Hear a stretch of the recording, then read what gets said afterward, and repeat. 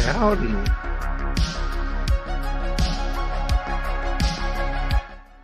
You're a little quiet. I'm quiet. You're good now. You were quiet for a second there. Might have been the balance between my headphones and the music real quick. We are live, just so that you are aware. Are you talking to me? Yeah. Well, you know, it says live up here. It's a dead giveaway. I didn't know you were late to the game, so I didn't know what the heck was going on. Hey, you know, Sundays are busy. They're not when the Chainsaw Awards are happening. We got business to attend to, buddy. Oh, wait, are they on right now? No, they're on in half an hour. Oh, so we're early. Cool. Yes. Yep. Nice. So we're on time. I guess we can't be late. What is this, Fangoria? What are you asking, Ray? Are you asking, or Rye? Are you asking what Fangoria is, or because this is the Chainsaw Awards, basically like the Oscars for horror films. So pretty fun stuff. Looking forward to checking it out. Kicking off the show at 888 subscribers. Very fun number to see. Luke, I am on my own personal Shudder. I reactivated it, so there wasn't any conflict, so you can get on the Splattercast one. Oh, okay. I just didn't know how it was going to work with us doing it in two spots, so I just figured I would just do that real quick. Oh, okay, that worked. Sweet. Yeah, should be a pretty fun show. Got a lot of cool things happening. Some potential guests popping in and out. We'll see. I put the word out. Luke, did you fill your ballot out? Oh, yeah, my personal one, sure. Gotcha. Because that's what I was going to have us go over here while we wait for the show to start, was just our ballots. And then we both voted, didn't we? Because I know I voted. I'm pretty sure you did, yes, we too. did. Definitely. I did, I voted. He voted all Halloween ends for all categories. I wrote him in.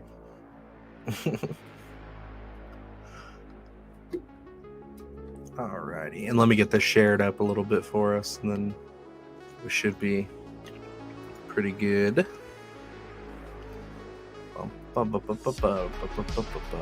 How's everybody's Sunday going, though?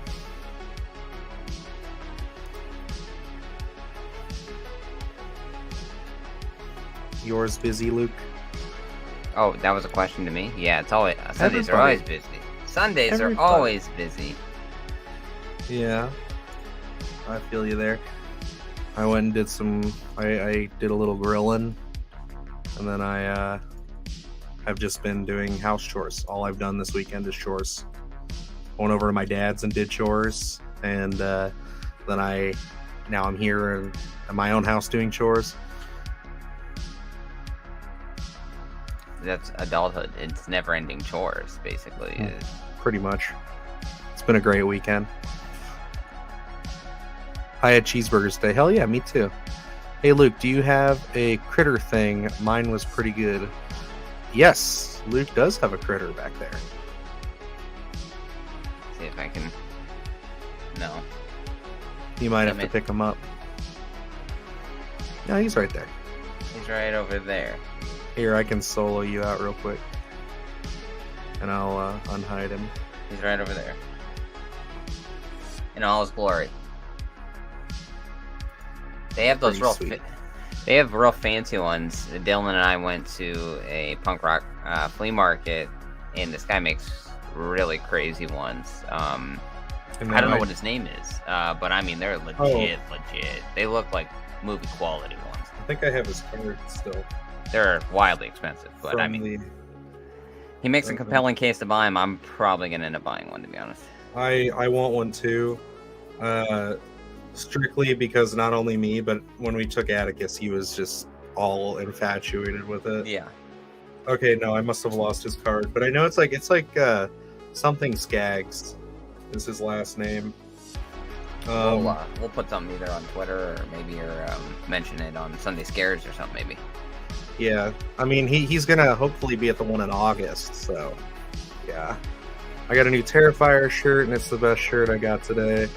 Was motherfunkin' Killer Clowns Out of Space shirt. Nice. Oh, did you see those horror things I sent in the Atticus group chat, Luke? I did. I was late to the game, and I was like, oh. Yeah, I was looking through shit this morning, and I forgot that I had found the little Killer Clowns outfit. Mm-hmm. That for Ella would be just. I showed it to Zoe, and she absolutely. We got to get matching. I'm watching horror movies with my daddy shirts. I love that one because they're good to us. They watch all of our stuff. I actually have something fun I wanted to show you guys. I know that you two will appreciate it at least. So I was doing some cleaning at my dad's and going through my old room. Because when I lived there, obviously I had a bunch of shit.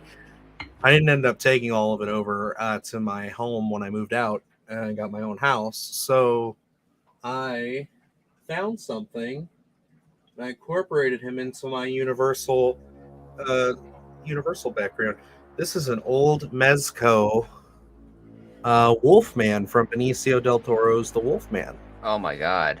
And wait, I didn't even know that existed. Mezco, yes, huh? Yes, I thought it was NECA long ago, but it was Mezco. And he came with a cane. I got to see if I can find it. The articulation is honestly god awful, but it's this was before they started getting to really doing it. But the detail is pretty incredible. I don't know how he'll show up here, but how well he'll look. Oh man, gosh, it's wildly expensive.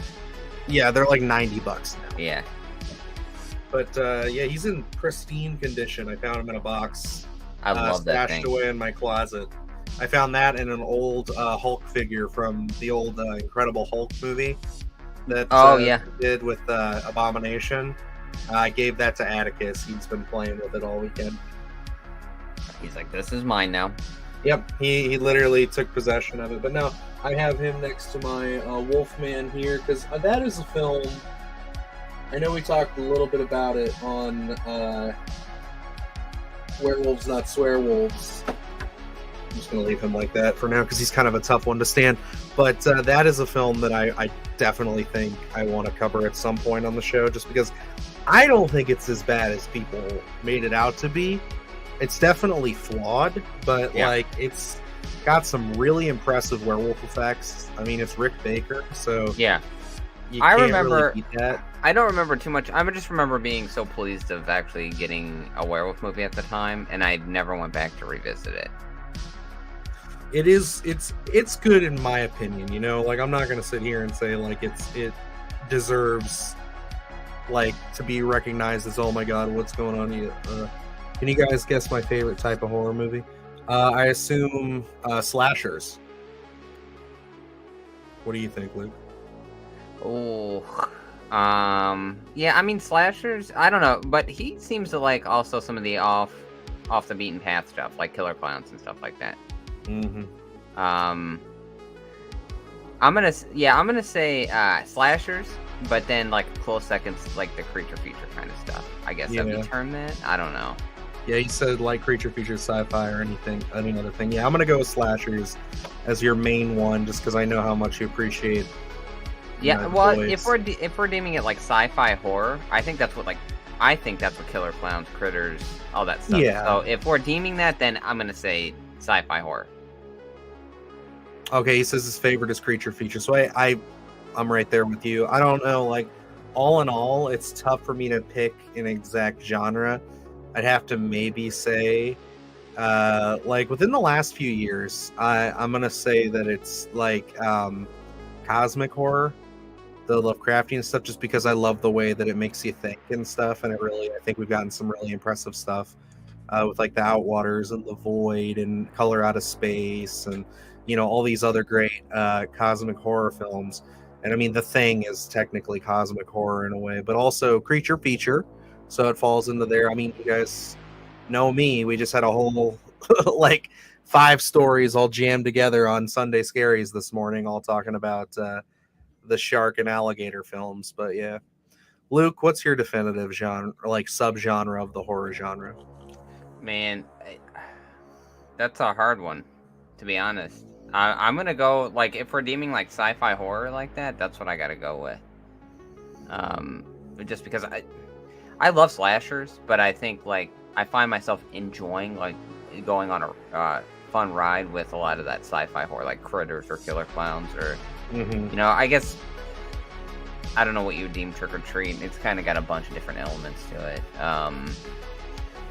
So I mean, slashers are great. It's like, you know, 1A, 1B at this point, but I think like that kind of sci-fi horror really has an expansive kind of feeling to it, where it's like it's a little bit different than slashers, or you know, you get Jason Voorhees, you get Freddy Krueger, where they all have different backstories, but it's a very specific formula now.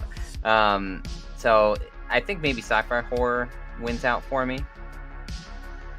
I think that's fair. I mean, like, it's definitely a good genre. Plus, like, look at it in your Carpenter picks too. Like your favorites, They Live. Yeah. Which, you know, it's sort of horror, but I mean, it's definitely more sci-fi. Yeah. You know, it has horror elements to it, and it gets lumped into the horror space a lot. Yeah. But I don't necessarily if I'd call that a pure horror film. Yeah, and that's where it's like, again, where we talk about horror being existential dread of that film. And it's like we talk about horror being so expansive, where almost so many things can fit into it, and that's where I don't necessarily find myself enjoying one subgenre to the next a little bit more. For the most part, it's really more so about the story, I think, for me. So it's like, it's hard for me to put a blanket statement on that I enjoyed this subgenre more than anything else. But you know, anything with horror, obviously, I agree, is golden. It's tough for me not to like something horror, and that's why we have this channel. I know. Remember when, like, we tried discussing other films and then we just wanted to keep going back to horror films? Yeah, I mean, we did for a while. Like, you know, we did. We just always had the most fun discussing horror stuff. We did, and like that was the thing. Like, we just kept going back to the well on horror every time, and then it was just kind of like, well, we should just do our own horror one. And then yeah, it just turned into this after a few years. So. But yeah, no, that was always fun. It was because like we were hitting a lot of the like easy shit that was out. Like, you know, we talked some Marvel, we talked Transformers, all the big blockbustery bullshit, and then we'd have an action flick or something here that we actually really loved, or an awards contender we really loved here and there. But then it just seemed like for a while they were just like, oh, we got to talk about this horror movie, we got to talk about this horror movie, and then I was like, well, fuck it, let's just do that. Let's just give in. Do the whole podcast horror. Oh, mama. So, do you think this stuff's going to pop up on Shudder TV? What?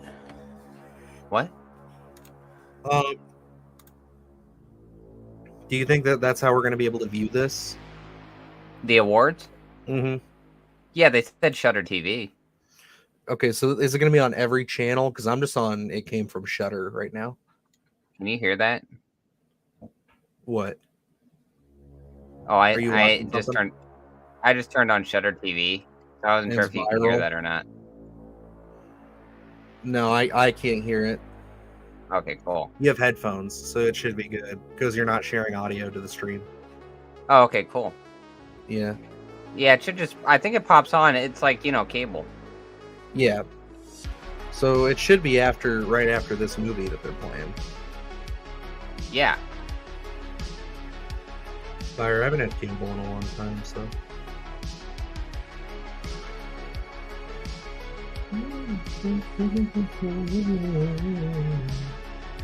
Alright, I just tweeted us out, so hopefully we'll get a couple people joining us there.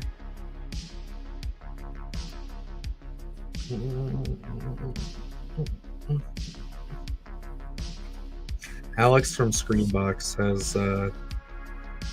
one of the strangest, but also one of the hobbies that I could see myself getting into pretty easily. He does this. Do you ever look at his posts on Twitter? I've seen him, but yeah, he does his weird food weekends. Oh, okay. There was hot tamale peeps last week, and then he found them and ate them. Or... yeah, and then this is s'moreos and blackout cake flavored Oreos. Zoe watches this thing. You know, she's into TikTok, and I think you are too. It's like sandwich of the day or something like that. You ever see that? Is it the one where the guy rolls dice? Yeah, and then makes a sandwich. I love that guy. I was like, I watch that all the time. I'm forgetting what he made just a couple of days ago, but it was just something obscenely weird. They're just terrible sandwiches all the time. There was one who made a joke about it, I think, where he was doing that and he just kept rolling butter. He just kept rolling butter. Oh my god. So he just put bread and then butter and butter and butter. He just had like a whole stick of butter between two pieces of bread. That sounds delicious. Yeah, you gotta love it, right? Ugh. Man. That's the problem. I'm all beat. Oh. We got Atticus a Mogwai last weekend. Oh. Yeah, I forgot to mention that to you. I went to Target today and I found a little plush gremlin to go with it of Stripe. So now he's got both of them. So. They have a plush one, huh? A Mogwai? Yep. I don't know if I ever seen it. Who makes it? It's NECA. It's plush, but it has the plastic ears and hands and feet. It's not the expensive talking one. It's one you can get. They have a bunch of them at the Target over on How. Hold on one second. It's not a musical one, right? Mm-mm. That's the big one. Oh, okay. So it's just like, was it like $16 maybe? Or no? It was 14. Yeah. Okay. I just looked on Entertainment Earth, so that sounds about right. I got it. I didn't know this existed. Oh, it just came out. Oh, did they? It looks like it said pre-order for May, so... Oh, then that makes sense.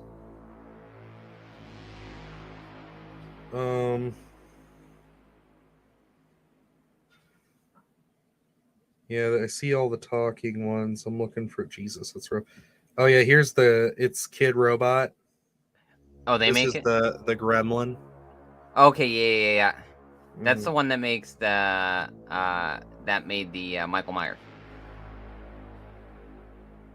The one that what? Oh, they made the Michael Myers. Yeah. Yeah, the Michael I thought Myers. you were like that Gremlin. This is the one. Well, we got him. Okay, yeah. Yeah, it's really cute. He loves carrying him around. I mean, he likes all his horror boys. I just saw this. It's on Walmart for $23, and I might have to get it for the background one. I don't know what the hell it's from, though. Oh my god, they have a bunch of it. I know it's a little blurry. There you go. Is that a Predator? That's a Predator. A Predator Gizmo. Holy shit. Who makes it?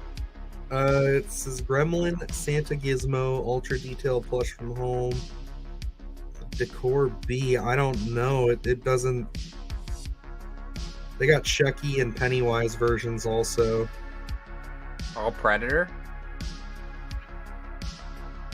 And they got a Terminator one. So that's pretty rad.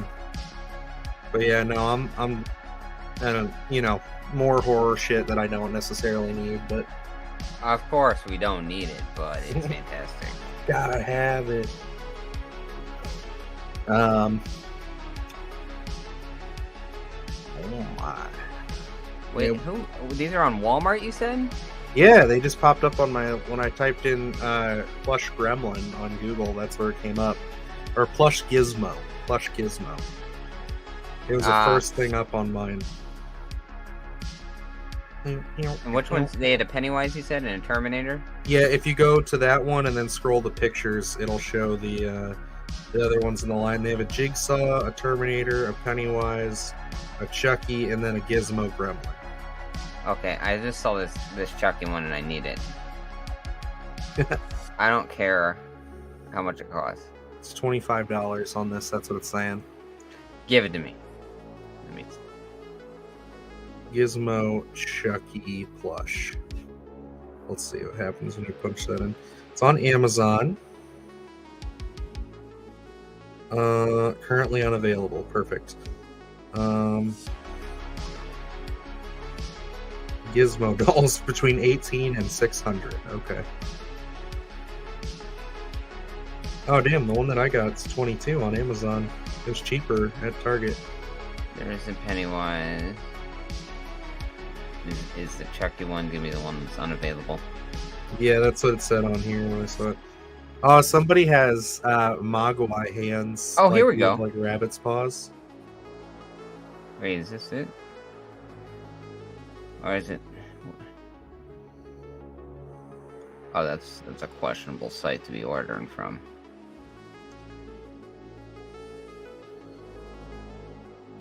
Oh, I think they were Etsy, brother. Oh, were they? That's what it's looking like, because they said this article says that it's from an Etsy shop, and that article was from 2020. Oh, I got you. So yeah, that's probably just something some other seller put up on Walmart. Man, those things look cool as shit. They are. I feel like if you hit up the guy from the punk rock flea market, he could probably find one or make one that would look like that for you if you wanted to pay for it. Yeah, the Kid Robot stuff's not bad though. Oh no, not at all. For the price, it's kind of it is nice because it's like they're perfect for the kids.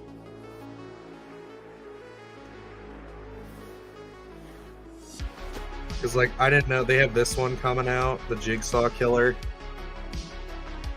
Oh damn! I didn't even know that one was coming out. So it's like they're still releasing a bunch more. So it's like I just want to give him like the biggest horror collection I can. Oh yeah, I'm a good daddy. Yeah, no, I look for NECA stuff and I look for blushes now when I go to Target. That's my whole thing. That's all you need. Yep. My wife is like, "Are you looking for you or are you looking for Atticus?" And I'm like, "I'm looking for Atticus." She's like, "I'll consider it." What up, Rye? Welcome back, sir. All right. Well, why don't we pull up these ballots real quick? I'm going to minimize my screen. And I'm going to throw up my ballot. Luke, if you want to send it over in Messenger or email or something. Oh, okay. I suppose I can. I'm going to have the music start fading out for us. And then we'll get things riggedy rolling, son. Bop, bop, bop.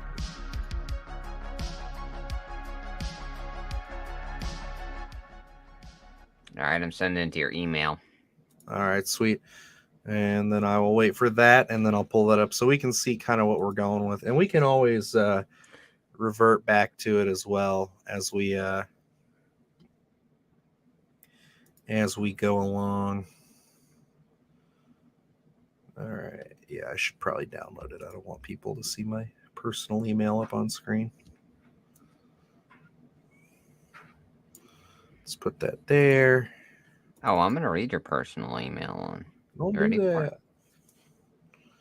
All right, so I'll have mine here. And I'll do this one like that. We'll just do them one right next to each other. Okay, maybe. It's too complex. All right, sweet. And let's throw it up.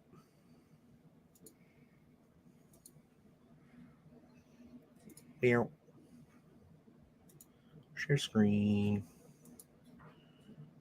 Entire screen. Boom. All righty.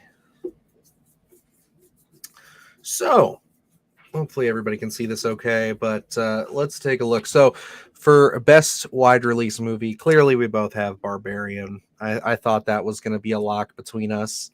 I think that that's definitely probably the safest bet. But I was talking with our buddy Evan from Rockland Graves earlier today, and it's kind of a toss up. I really think everything in this category has a chance, except for Nope. I don't see Nope taking this one. I think that there were a lot of people that were pretty divided or divisive on that compared to the rest of these picks, personally. Yeah. For me, and this can be my tunnel vision. I don't know 100%, but I feel like, if we're opening up to a giant general audience here, I think the Black Phone may take it. But like, since we're talking about, it seems to be hardcore horror fans, I think Barbarian was just such a groundswell of a film, of not knowing what to expect and then what you did get from that film, that's why I think maybe it'll take it. Yeah, and I think that's a pretty safe and fair bet there for sure. Let me see. I don't think I'd be very surprised if Nope was actually in that discussion. Like I said, if it was a big general audience thing, I think Black Phone may take it, or even X maybe. Pearl, I think a lot of people love it, but I think when we'll get to that eventually, I think the big the big talking point is Mia Goth's performance, and she's already up for something else. Yeah, and these are my picks. So like you can see that I also have Barbarian. We both again agree on Terrifier 2. So we both think that one's gonna do it. I think that's a lock as well. Yeah, I think it's given. Yeah, I think that'd be an upset if anything in this category overtook that one. We do differ on best first feature. I'm going Deadstream, which is one I still need to see personally, but I've just heard so much positivity about it that's like, I think that's one. I know you went with Watcher, which you had nothing but high praise for when that came out. So yes, that made your top 10 of the year. Yeah, so. And I did see The Sadness. It wasn't for me. A little too graphic, I think, maybe, in terms of the gore and just some of the subject matter they decided to implement there wasn't really for me. I know a lot of people spoke highly of Deadstream. I have yet to see that one. So Watcher for me, something would have to be really good in this category that I haven't seen yet to really overtake Watcher. Oh, yeah. And then we're both looking at Prey for best streaming premiere movie, which, I mean, there's a lot of good streaming stuff here. I haven't seen Hellbender, but everything else, I believe at least one of us has seen. Yeah. I mean, you Fresh saw was great. The rest of those, you liked Fresh. Yeah. A Wounded Fawn's great. Yeah, we both saw Hellraiser. Yeah. So I didn't see either of those, but we both liked Hellraiser. But, Prey. And you had good things to say about those. I mean, you go back to almost any episode from August to January, and we probably mentioned Prey at least one time. Oh yeah, every time. And then because we're getting up to they're about to start here, I think. So we'll go through. But you have Speak No Evil. I have Hatching. Again, just because I like that. That's one that I was kind of aware of, and I kind of like what they were doing with that. I was going with Chucky, and you were going with Stranger Things. So very interesting. Yeah, I think Oh, well, no, you're good. I just wanted to run through these real quick. Yeah. We can talk about them, but you have Living with Chucky. I have Pennywise Story of It. So yeah, I like that. And then we both, of course, Mia Goth, I think, is another lock for this. I think that makes perfect sense. And then, of course, we're going to have Ethan Hawke, Black Phone, both of us. I think he's going to win? I don't know. I really don't know who's going to win in this category. It's tough for me to say. There's a lot of good stuff there. I could see Steven Yeun taking it, Jamie Clayton, Jenna Ortega, probably just because of her name and how big she is. Yeah. But yeah, I would love to have Ethan Hawke take it. We both have Zach Krager. And we then have I have Elliot Rocket for Pearl. You do as well. And then we both have for screenplay, we have Robert Cargill and Scott Derrickson. I kind of saw that one coming. We're big fans of their work. I put John Carpenter, Cody Carpenter. You did the same. Just gotta get the shout out for old Johnny Boy there. It was probably the best part of that whole movie. And then you have Damien Leone. I do as well. We both have Prey. And then you have Cursed Films too. I have 101 Scaries. I chose Blink. You chose Guts. And then I chose Amity Christmas. And you chose Amityville in Space. So lots of fun there. But the show should be starting about now. So I'm going to hide our screen. And I'm going to pull it up on my side. Are they going? Yeah, it started already. Fire. Mine is still sitting there on... what are you watching it on? Oh, there it goes. Shudder TV. I had to reload it. Oh, okay. They're doing a nice little...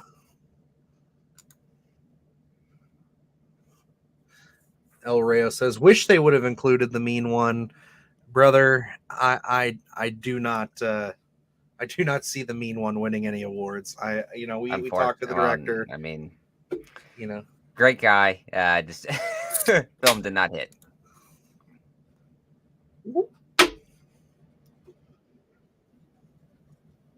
Nice little opening gag here. Did you watch this last year, Luke? I don't think I watched it in its entirety, to be honest. I know I watched it in blurbs, but I don't think I watched the whole thing.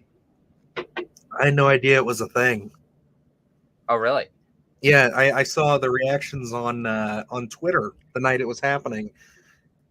I think we actually talked about it after the fact and said next year we should cover it. Yes, we did. You were the one that said we should do this. We should do a stream for it. And I was like, oh, yeah. So here we are keeping our promises. Let's do it. But yeah, this should be a good bit of fun. Evan watched last year. He said it was a good time. All righty, baby.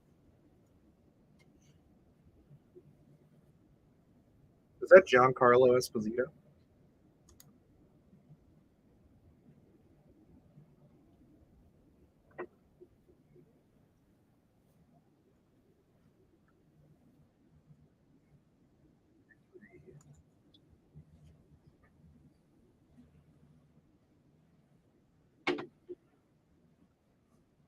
Almost live. If when we embark fully on our filmmaking career, if we just get a golden chainsaw, I mean, that's all I want. Yeah, that's all we need. I don't need an Oscar. I just want I just want a chainsaw award.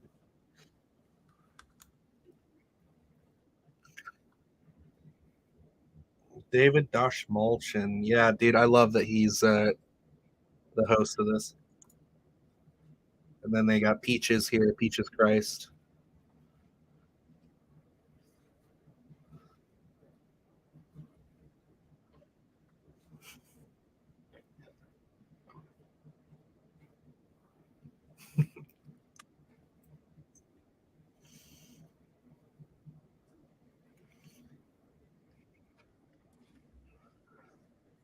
Is there a lot of downtime in between on this one, or is it kind of they just kind of roll right through them? You're asking me? Again, I watched in blurbs. I can't remember. If they're, I feel like they run right through it. As I'm looking at this right now, it already looks like they already have a timeline here playing, and at the end it's an hour 31. Okay. Or 32. Sorry. I don't know if that's maybe accurate. It's kind of recorded. Yeah. No, yeah. I don't think it's live.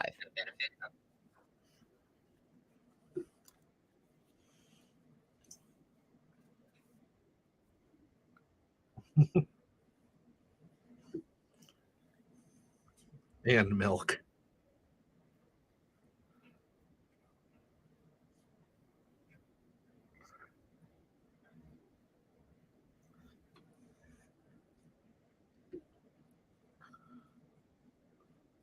Mad God.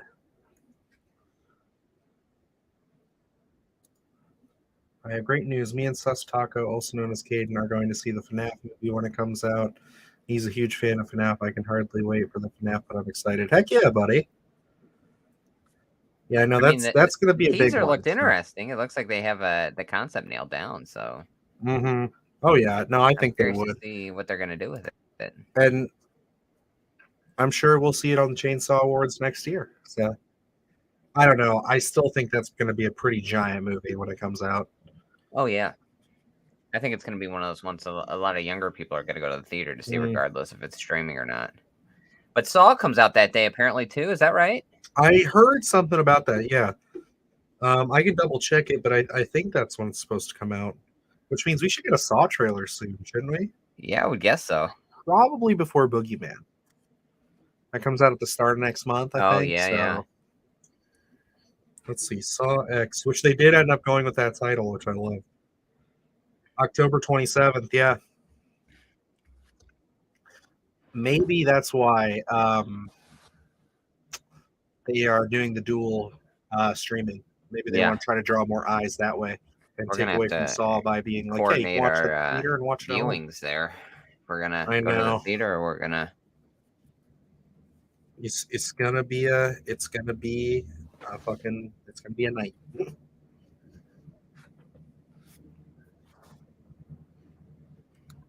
Oh.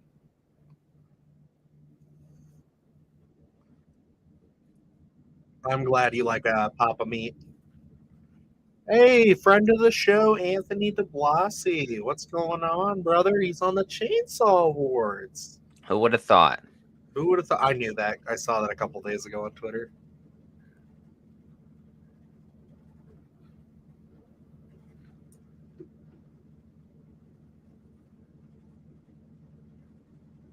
Let's see what's going on.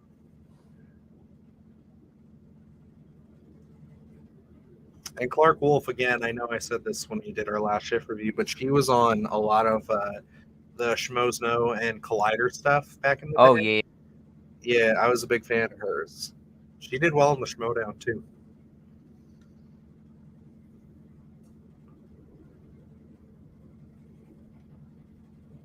Plus, if you can get a Golden Chainsaw Award, just look at that thing. That thing's fucking sweet.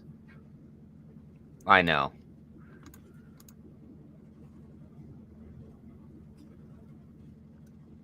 Let's see. All right, so we're starting off with supporting performance.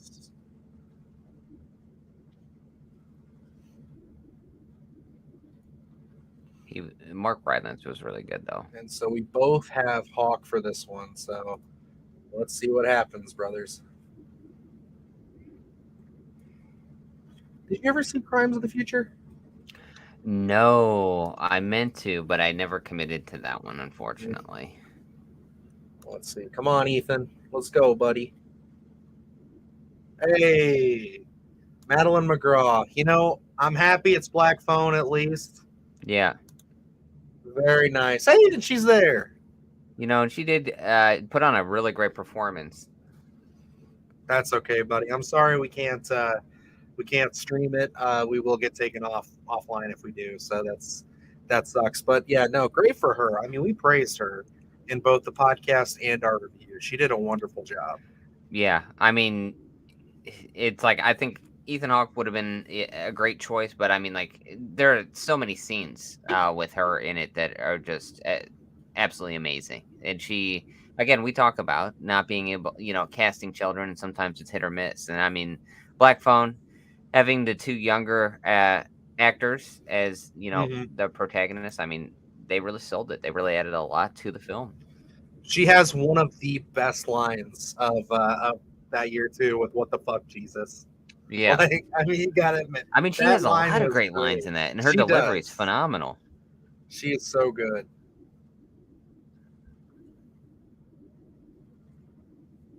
Sarah Nicklin. Are you familiar with her? I don't recall, no. What's up, Carrie? Hey, new here. Cool to talk about horror movies getting proper recognition. That is what we are here to do. Absolutely. We're definitely here to talk horror And of course, it's great to see young actresses like Madeline McGraw, who just took away the first Chainsaw Award of the night. We were just talking a little bit about that. All right, we got Art Jinx. I have Shudder, but through Amazon, pretty dumb. I can't watch it.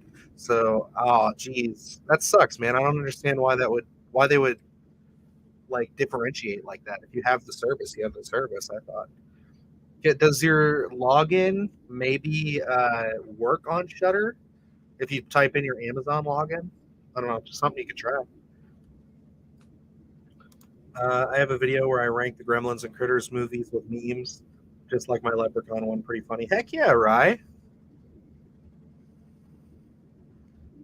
And then she did a fantastic job in the Black Phone. Absolutely agree. Yeah, we were just talking about how she had some of the best lines of 2022 for sure. Yeah, be on demand tomorrow for sure. All right, so we're doing best short now. We both, let's see, what did we have here? Okay, I had Blink and you had Guts. And it looks like Close Your Eyes was the winner. Well, heck yeah. Good for them. Maybe one day we could throw a short film up on there. That'd be pretty cool. Absolutely. Again, we were just saying to Carrie and Art here, who needs an Oscar when you could get a Golden Chainsaw Award? Exactly. That's what we all need. Gotcha. I'll have to re-see it tomorrow. I but yeah, like I already tried Amazon login. No go. Oh, thank you, Art. I appreciate that. Thanks for joining us. Yeah, we are quickly climbing our way to 1,000, and we're hoping to get there soon. That's the goal, at least. I heard the clown was on Peacock. Oh yeah. Yes, he's in Bupkis. Yes. What a wonderful cameo too. It's like. Did you watch that? No, I haven't. Yeah, I want to. Trailer. Mm-hmm. You know, Art the Clown is a great character. I just don't know if I can sit through Pete Davidson. But oh, really? Not a Pete Davidson fan, I see. It's a rough sell. Hey, thank you, Carrie. We appreciate that. Thank you guys for showing some love. Man, that's the kid from the Black Phone. That's wild. Mason, isn't it? Yeah. God, these kids, dude, they're so old. Like, for those who can't see, this kid's shot up, so man. Fast. He's looking like an old man all of a sudden. My gosh. Thank you guys. You got us to 890. That's not that. You guys are great. I love you all. Let's see what we got here. Is this best feature? Oh, no. Best first feature.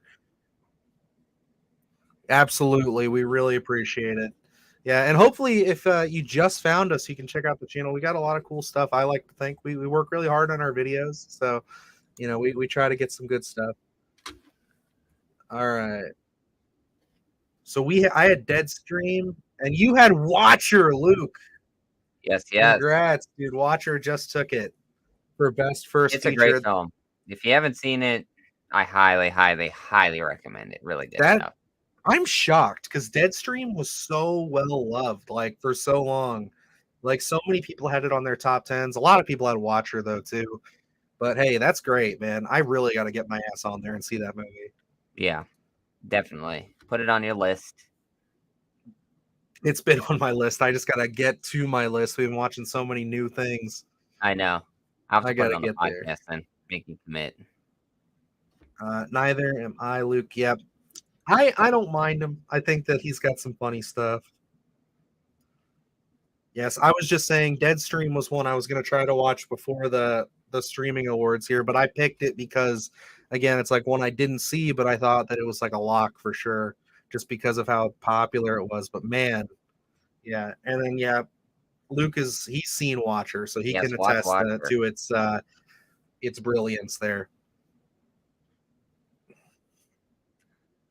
Oh, I forgot he was in Bodies last year, so he's dipped his toes into some horror. Have you seen Bodies? I haven't. That we were gonna go see that. Remember, we were gonna try, but it wasn't around anywhere though. I did see it. You did when it came out streaming. Oh, nice. What do you think? I thought it was fun. The ending is is pretty funny. To be honest, I don't want to spoil anything, but I would recommend it. How did you guys feel in the chat about Bodies? There we go. Yeah. That's all I will say. LMAO, hell yeah. Complete agreement. Okay. All right.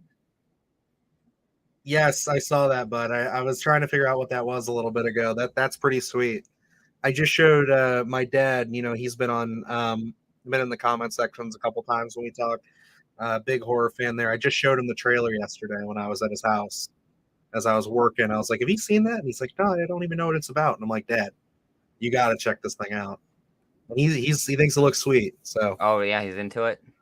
oh yeah, I mean, he loves like Bram Stoker's Dracula and all that stuff too. So it's like one of those things where it's like I'm definitely there.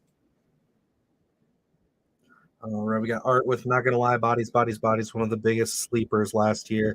Got a free ticket from A24 and had a blast in theater. That's awesome, dude. Yeah, I really need to get on that because like it didn't get a lot of love. I think a lot of people were kind of overly politicizing it because they were calling it like like Gen Z horror movie or whatever. And then it just like I said, we're based out of Akron for those who are new here, and it was really limited around here. Like one theater I think was playing it for a couple days. Yes. Okay, so we're in best musical score now. Let's see. I know we both had Elliot Rodger for X and Pearl. And Wounded Fawn was very nice. Wow. Nope took it. Hoyt Van Wow. I didn't see Nope getting a lot of love tonight, honestly. I just thought that it was of his Kinda other project. I love it. I really enjoy that one. But out of his others, I feel like the general population wasn't big on Nope. Yeah. I had a lot of pushback when I would talk about it. Well, yeah, I think in Jordan Peele's films, I think after Get Out, everyone's expecting, a lot of people are expecting a particular thing, and they're not getting it. Us was different. I think Nope was way different than what you would expect going into a Jordan Peele film. So I can see kind of the divisiveness of the actual film itself. Yeah, let's see what they got here. But it's a nice looking film, certainly. Just I Pearl love A24 films. Seems like people love them or hate them. I really think it just depends. A24 to me is like it depends on the person and it depends on the movie, whatever it is. I love Mo's Afraid, but anybody who says they don't like it, I totally get it. Like it's just it's a very out there film, man. And then let's see, we got Gen Z Scream, which is not it. Got you there. Nope, got it. Yeah, Nope, got it. I was very surprised. I prefer Us, TBH. Isn't that your favorite, Luke? Us is mine.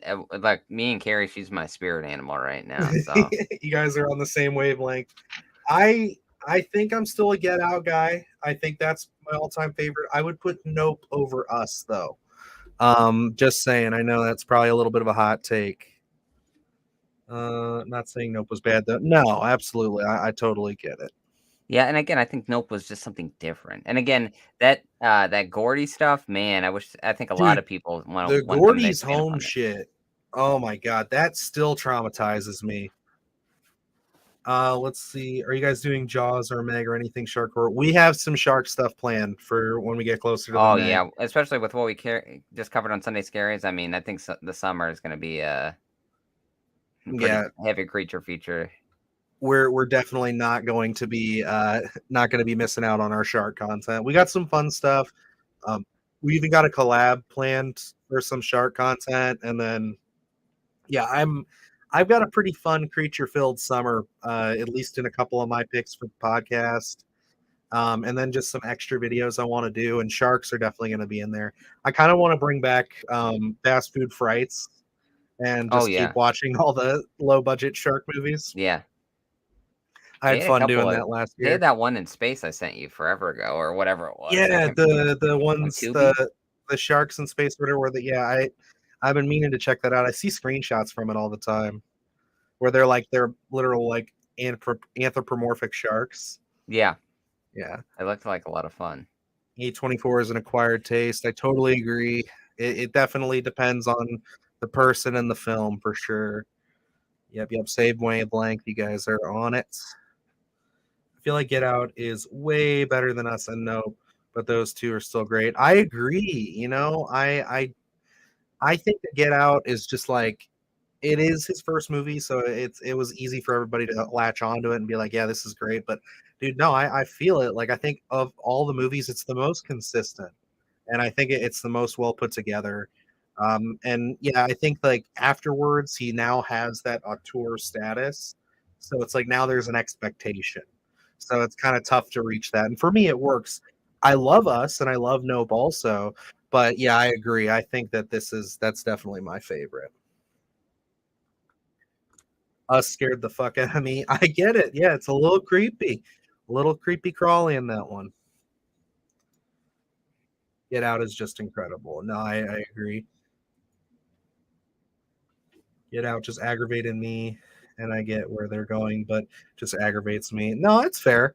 Luke's not the was not the biggest Get Out fan when it came out. Have you flipped on that? I forget, or did you? I haven't You watched it in a softened to it minute. a bit. I gotta give it one of those reappraisals everyone talks about. But yeah, I think I was just expecting something a little bit different. Maybe not. Again, some of the comedy in that does not work for me. It takes me out. It almost takes me back down to Hmm. zero, and then we have to rebuild tension. A lot of the time, so it didn't really. There's some issues I have with it. Us Gotcha, for me gotcha. works as a perfect horror film. I think out of the three. All right, we're coming up to our next category here. Let me just figure out what's going on, and then we'll hit the rest of these questions. But you guys can keep sending them in. Best international. So we had Hatching for me and Speak No Evil for you. The other nominees for you guys at home who can't see it, The Innocent, Piggy, and Salome. Is that how you Yeah. say it? And Saloom. Saloom. Speak No Evil was the only one that I had seen, so I Yeah. turned it on a whim, and I was like, "Well, this is a movie." Yeah, I heard that one was pretty rough, dude. As far as content, Speak No Evil. There you go, Luke. You're kicking ass tonight. Bruh, You've got more wins than I do. I'm not even keeping track. Actually, I'm not even sure what it was. We'll tally it up at the end. But you've already. I think you've got more than me on this. You've gotten like two out of the three, and then we were both wrong on a couple. But Speak No Evil. Yeah, I should have. That was probably the safer bet, just because it's already getting an American remake, and usually that's a good sign of like Yeah, where people are standing with it. But like, I really liked Hatching. Did I ever have you watch that one? no, I haven't seen it. I heard people talk Hatching's about it. super weird, dude. Super creepy, super cool stuff. Lots of great Where's that practical streaming? Is that effects. Hulu?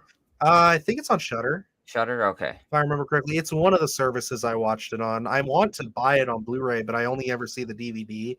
I don't even know if there is a Blu-ray in the States right now, but it is one I liked a lot. It's not like an absolutely shocking mind blower, but like me and the creature effects, it's got some interesting stuff, and just the concept of it alone, it's really well executed.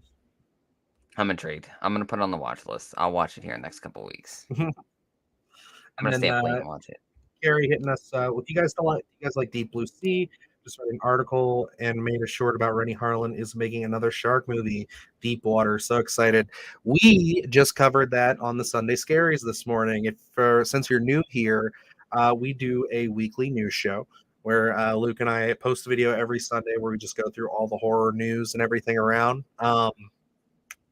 Yeah, we talked quite a bit about it. So yeah, that was definitely something. I'm an avid shark movie enthusiast on the channel, so yeah, if it's shark news, we're covering it. And yeah, we're looking forward to it. I mean, me more so than Luke, but I think his interest is peaked because it's Rennie Harlan. So Yeah. I mean, like Deep Blue Sea for me. Now, Dylan put this in a category with like we were doing I think three films. We were doing Jaws, Deep Blue Sea, and then the Rogue, I sh- think was the. Oh no, Rogue was the Shallows. the Shallows. Yeah. And then I was like, okay, so Deep Blue Sea's on par with Jaws, and I didn't get it. Okay, So I grew up with this film. Like I no, I watched it understand. all the time. There's no Uh, argument to be had. I totally get it. It's Jason Takes Manhattan. I can't, I I get can't. it. I get it. It's nostalgia. Jason Takes It Manhattan takes is it, not a great film, but but I grew up with it. it was one of those things where you watching that movie and not being like I'm in love with it was one of those moments where I got to really step back and be like, okay, yeah. So because like you got to think that's a big movie for me. My dad loves that movie, and at that time growing up, like his word was the the Bible basically when it came to movies. Yeah. So yeah, it was just one of those things when you said it was just okay, I'm like, oh, I don't know, man. Like it's pretty good. Like, all right, so we got best creature effects. We both have Prey for this one. I think that's a steal. There's no way it couldn't Yeah. be. Let's see here. I don't know. The Nope effects at the end were such a big, like that kind of deal, were such a big centerpiece. I don't know, but I think it has to be Prey, right? Prey, baby. That's Yes. what's up. That's what's up. Yeah, we talked adamantly about Prey for months leading up to it. So and we were big fans, big Predator fans over here, and that one paid off big. They should have had the Predator come accept the award, but That would have been great. I'm a person who watched Lake Placid and fucking Sharknado. Okay, Sharknado, I can't get on board with, right? It's not for me. But Lake Placid, I'm right there with you, brother. I have the whole collection, all the terrible ones, and that first really good one on my digital playlist. So let's see. Art says, "Speak No Evil" was another sleeper. Ending was great. Yeah, I know of what happens in the movie just because I heard a lot of mixed things, and I just had to. My curiosity got the best of me, so I looked into it. It seems pretty rough. I'm gonna have to sit down and watch it before the remake comes out for sure. But yeah, Luke, I didn't know you ended up sitting down and watching that one, so I'm sure it's even worse to see in the flesh. yeah, it's Just the idea of like testing somebody like that the entire time and being like, "What are you gonna do about it? You gonna do something?" And I went into that movie cold. I didn't know. Really? Damn. Yeah. I saw the poster on Twitter through like some of our buddies on there, and like I was just like, man, like this looks interesting. Looks like it takes place in a desert in a car. It's like, no, it has nothing to do with that. And we're taking a turn. Oh, I have to check that out because I love me some shark films. Right there, Carrie. I feel it. Shark movies are amazing. The special effects in Deep Blue Sea. It's just, yes, absolutely. I was literally saying that on our show today, where I was just like, the practical effects in Deep Blue Sea are some of the best practical effects. Like for, I would just say any creatures. Like they're up there with the Jurassic Park practical effects for me, just because they are so good. Like especially when Thomas Jane is swimming with that shark in the pen towards the beginning, that's all practical, and it's like that looks fucking great, dude. Like it looks like a real tiger shark. Sorry guys, I'm going to sleep. Hope you have an amazing meal. See ya. Oh, we'll catch you later there, Rye. Thanks for stopping in as always, brother. We will see you on the next one. Next stream for sure. And love me some Lake Placid. That first Lake Placid.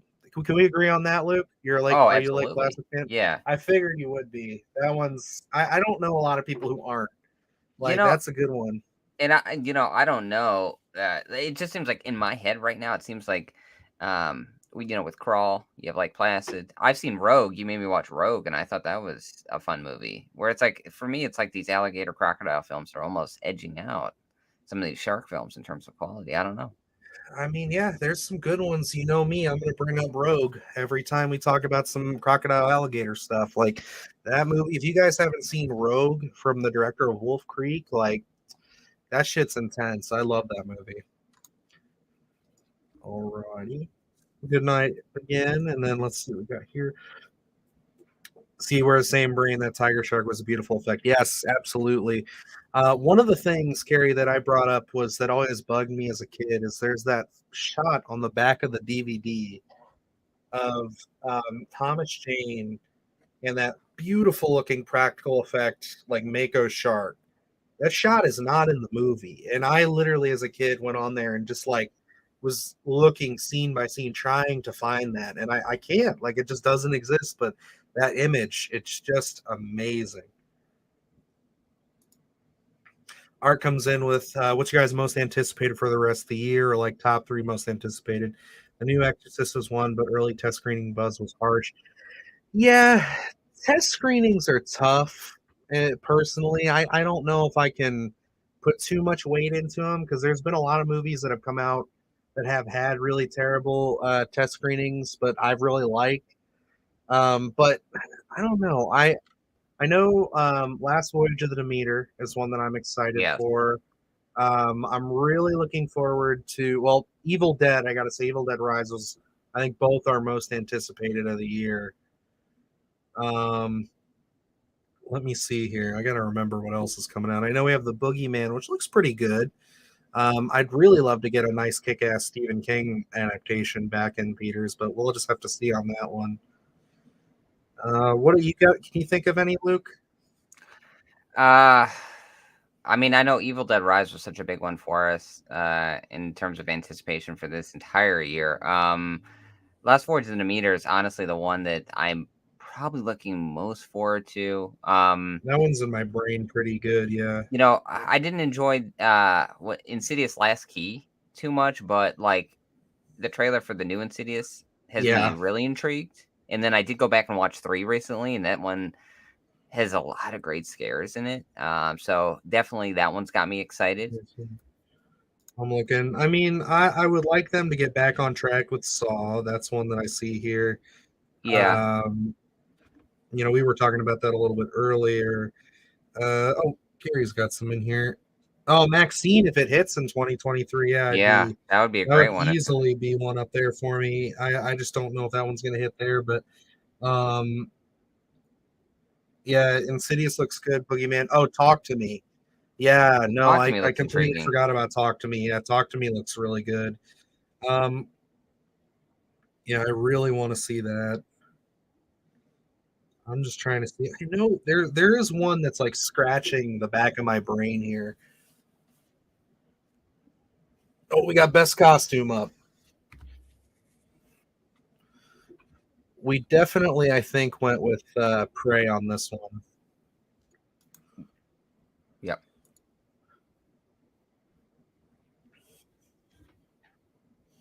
Yep, we went with Prey on that one. Ooh, I would be fine with Pearl winning. That'd be Yeah, great. me too.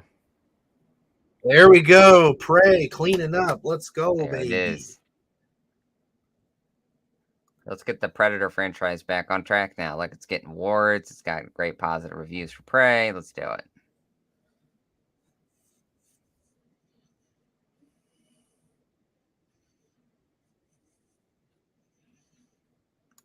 We've had a lot of, I like looking back on it now and just to get this all nipped in the bud. We had a really strong spring for horror films. And that's where it's like, some of those snuck up on us in terms of bringing that we're anticipating what our end of the year going into 2023 was going to like. But Yeah, I would say, yeah, I'd probably have to say I'm looking forward to Exorcist just because again, this might be a hot take to you guys, but we weren't big on the David Gordon Green Halloween films. We're pretty protective of our Halloween. So it's one of those things where like now that he's kind of attaching himself to a property that we're not so in love with, like not that there's anything wrong with the original Exorcist, but it's just a franchise that we're not so diehard about. We're kind of anticipating seeing what he's gonna do now that we're not so attached to it. Maybe we can take the hardcore fan out of us. All right, I'm gonna run through some of these. Bridget Fonda, Bill Pullman, Oliver Pratt, dynamic duo. Yeah, I absolutely love Oliver Pratt or Platt, and then yeah, the rest of the cast there. Bridget Fonda, that was Bridget Fonda's last movie, I think. I'm like 99% sure that was her last film before she retired. And then yeah, Bill Pullman's always great. Yeah, definitely check that one out for sure.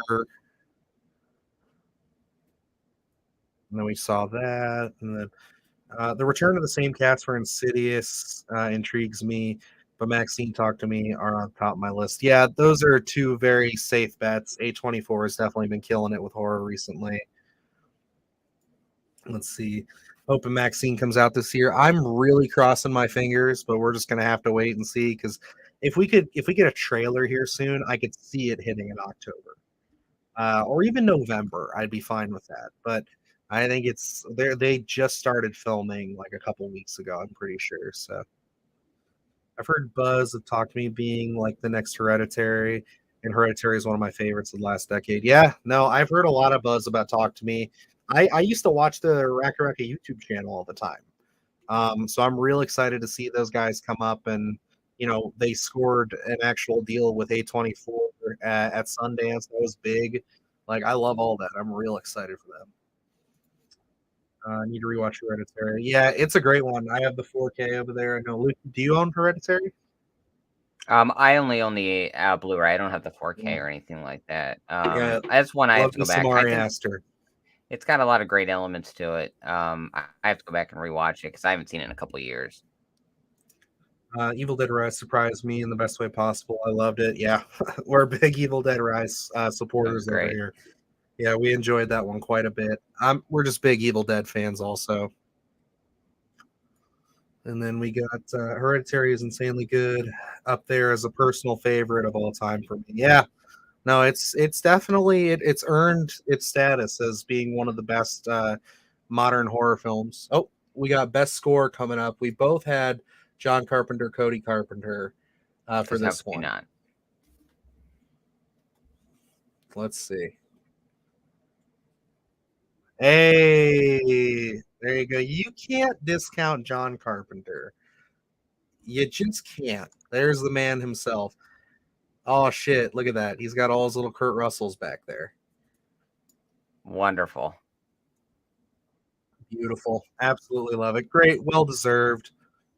Yeah, I mean, when you have John Carpenter in discussion for score, I mean, it's tough to beat, man. The dude's a legend. Like, we talk about his scores more than we talk about his movies sometimes. So it's timeless.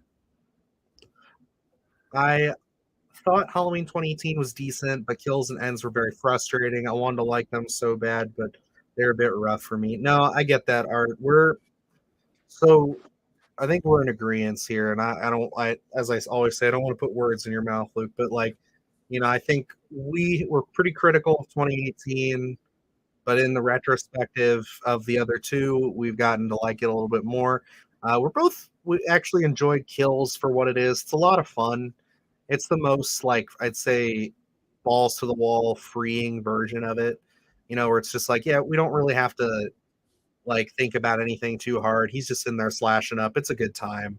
And the Ends is just a complete disaster. We were not pleased with that one. So yeah, it didn't work. It doesn't work as the ending to a trilogy at all. No. If a director wanted to go do his own thing, unattached to it, okay, I understand it. But to wrap it up as a trilogy like that we've been waiting for, it just did not hit. Mm-hmm. I'm willing to wait for Maxine, to be honest, because Ty West is just killing it with this trilogy. I agree. If it needs more time in the oven, take the time. I want that one to come out because that'll be one of the best, one of my favorite modern horror trilogies, I would say. I think that Pearl is just so good. I like X a lot, but Pearl was outstanding. That was a big punch. It was wow, if Barbarian hadn't come out, that would probably be my favorite movie of last year. Yeah, it's such a top contender. It's again, the year was so strong for a lot of horror. We got nominees for Best Limited Release coming right up. Orphan, First Kill, Resurrection, Something in the Dirt, Terrifier 2, which we all know is going to take this award, and Mad God. It's got to be. If it's not Terrifier, it'll be an upset. Oh, yep, knew it. Knew that shit was coming. Absolutely. Can't go any other way.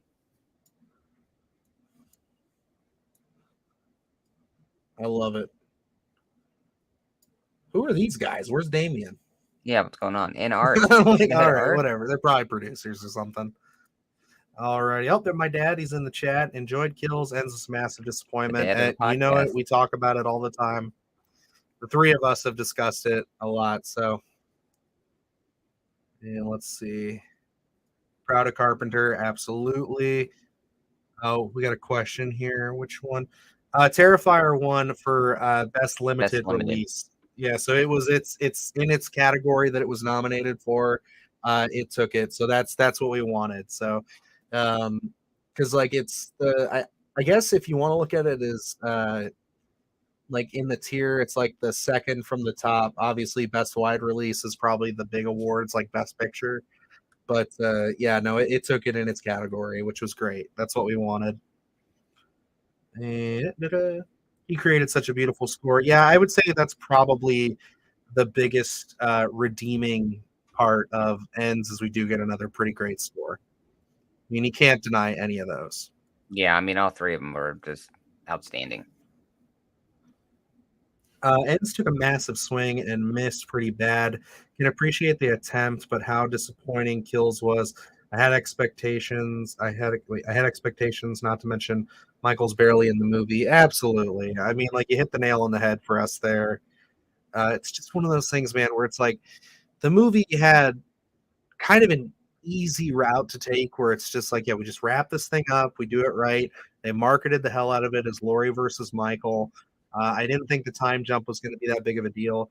I have always said that, you know, and you can go back. We have some videos on the channel where we go through it with our reaction. We got like an hour and a half spoiler breakdown when the movie came out.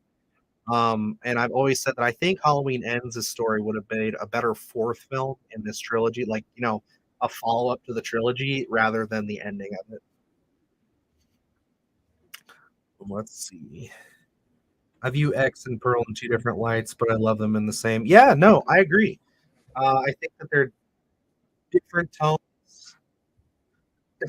Okay, they're doing Best Amityville now. Okay, I voted for Amityville Christmas Vacation. Mind you, I haven't seen any of these. Luke, I take it you haven't seen any of these? No. We're going strictly off title. And I went for, like I said, Christmas Vacation. You went for In Space? Yes. Yes. Because, I mean, So, Leprechaun in Space was Leprechaun in epic. Space, So I'm gonna have absolutely. to. Let's see, baby. Come on. Christmas Vacation. Yes! That's just points right there for me. I guess I have to watch it now. I don't know what the hell I'm going to see it on, but I guess I got to watch. I guess you Amityville can't Christmas beat Vacation. seasonal horror. Let's be honest. You can't. You can't beat seasonal horror. December to Dismember. We're gonna have to cover version it. 2 coming up, baby. It's going to be a fun one this year. No, we're not going to torture Luke again with Silent Night, Deadly Night, the franchise. We're going to do some fun ones this year. Hey, Definitely we got a lot Pino of out of it, bangers. so. Yay, Pino. Yep. Yeah, if you guys haven't seen Silent Night, Deadly Night 5, do yourself a favor and watch it. But yeah, no, I agree with you, Carrie. X and Pearl are in two different lights. But yeah, I would say Pearl is my preferred, but it's no shade on X. X is still excellent. Excellent. So funny. Man, they are moving right along with this. They are. They don't. I guess they don't really fuck around on this show. Let's see. Oh yeah, we already answered that one. Yep, it definitely deserved it. All right. Wasn't it like a 250K budget that came up with like 10 million? Stuff I love to see. Absolutely. It was definitely right around 200K, I think. I know it was primarily crowdfunded too. So it's one of those things where it's like it came out. And really, honestly, Luke and I talk about this all the time. That movie shouldn't work. Where it's like, it's crowdfunded, which is fine. But it's the fact that it's 2.5 hours long, coming off of a movie that we didn't really like all that much. Like the first Terrifier is okay, I guess. It's not really story driven like how they injected in the sequel. Yeah, but then they came in, they killed it with a great story, amazing gore. You're absolutely right. It's a gore epic. Just some really terrifying shit. And then, that really honestly gave us one of the best final girls we've had in a long time with Sienna. Like, I mean, she's fantastic. I'm so excited to see it. Oh, we have best horror doc coming up. So I went Pennywise, you went Living with Chucky, both good options. Let's see. There we go. Pennywise. I knew that one was Living with Chucky it's too soon. Yeah, it just came out. I don't think a lot of people have seen it yet. Yeah, that's what's hard because it's like Pennywise was out for a year. And Wait then a minute, are we picking what we think is going to win or what our personal picks were? Oh, I'm picking what I think is going to win. This is competition, baby. No, it's kind of a combination. For me personally, I would still go Pennywise just because, like, I really like that one. I loved Living with Chucky. I gave it very positive reviews, but it's one of those things where for me, this was definitely one of those things where I'm just like, I just think that this documentary stuck with me longer. You know what? That's fine. But if we get another interview with Kira Gardner, I'm gonna make sure I bring that up. You're So gonna bring that up? Okay, just completely trash me, even though I was very kind in the interview and I loved her film. All right, Luke, I see how you are. You actually hit it perfect. I didn't think N's title jump would have been an issue, but honestly, I think it was, his eyes at least. I didn't just buy the story at all. Yeah, I agree with you. It's just it doesn't fit. It's one of those things where it really just doesn't work. Halloween Ends went completely left field. It was two stories smashed into one. I enjoyed Corey's character, but didn't belong in the ends. Yeah, and I don't mind Corey's character. Again, like I think that a couple ways he can save it, and I'm not the first person to say this, but like you could have had him in the other films and kind of had it been like a build up to it. Or again, just make this a sequel to the trilogy, and then it would make more sense. It's just so weird to have him jammed in to be like the antagonist at the end of this trilogy that's been strictly about Michael and if and they would have Lori. intertwined in some fashion that story with at least some closure with the characters that we've been with for the first two films, I Yeah, mean, I can be like, okay, well, at least they tried. But it's like they just tossed away everything they'd been building for a completely different storyline that was the end of your trilogy, which didn't work. I love that Lori got a beautiful ending, though. Yeah, I mean, Lori's ending was good. I mean, it's just at that point, I think for me, I'd have to go back and kind of look at it with that because, like, I haven't watched it since I watched it those couple times opening weekend. So it's one of those things where I still had the stink on me as far as just being angry and just being like, oh, come on, guys. Like, how could you do this? Like, just throw it all away. So I'll have to go back and pay attention more to it because I honestly felt like she was sidelined for most of the movie. But I mean, we're gonna rewatch it here pretty soon. I'm at least gonna rewatch it pretty soon. Have to give it another go around. Just like I watch all the other ones that aren't that great in the series. Love seeing a fantastic final girl. Absolutely. Yeah, Lauren Lavera, excellent. She's gonna have a crazy career in horror. All right. All right, so we got best nonfiction horror series. I went 101. You went Cursed Films 2. Both excellent series. I watched Cursed Films 2 and 101. I like them both, so honestly, I'm fine with either.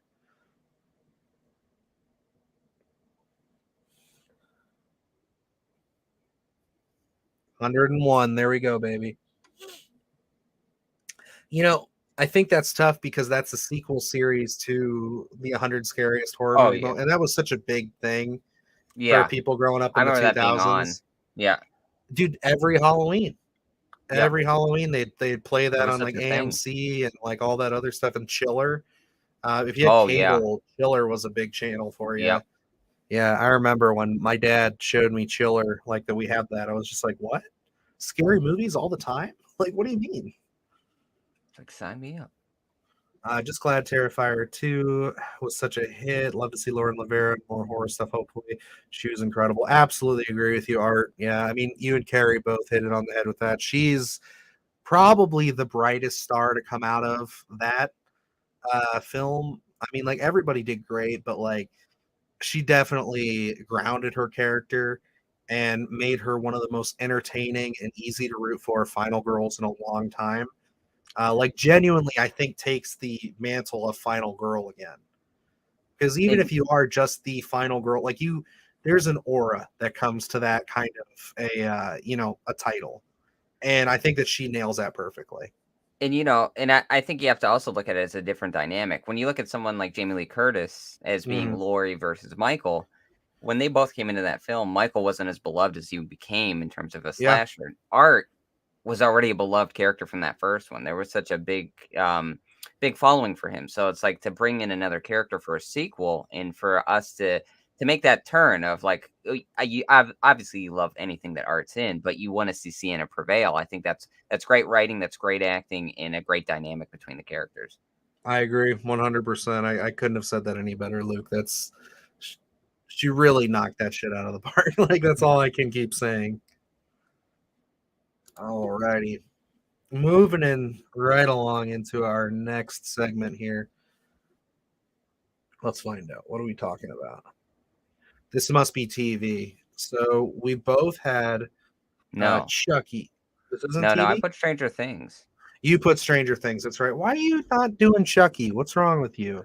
What do you mean? I thought when we look at this, it's like Stranger Things, it's in its fourth season. It's hard to kind of keep bringing different things. And yeah, I'll say like my love for Stranger Things has faded, but I still think they're bringing a story. Whereas, if we're talking about, I'm assuming we're talking about the current seasons of everything. You had a bone to pick with some of season 2 of I Chucky.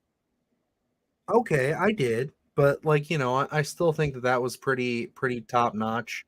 Honestly, I think for me,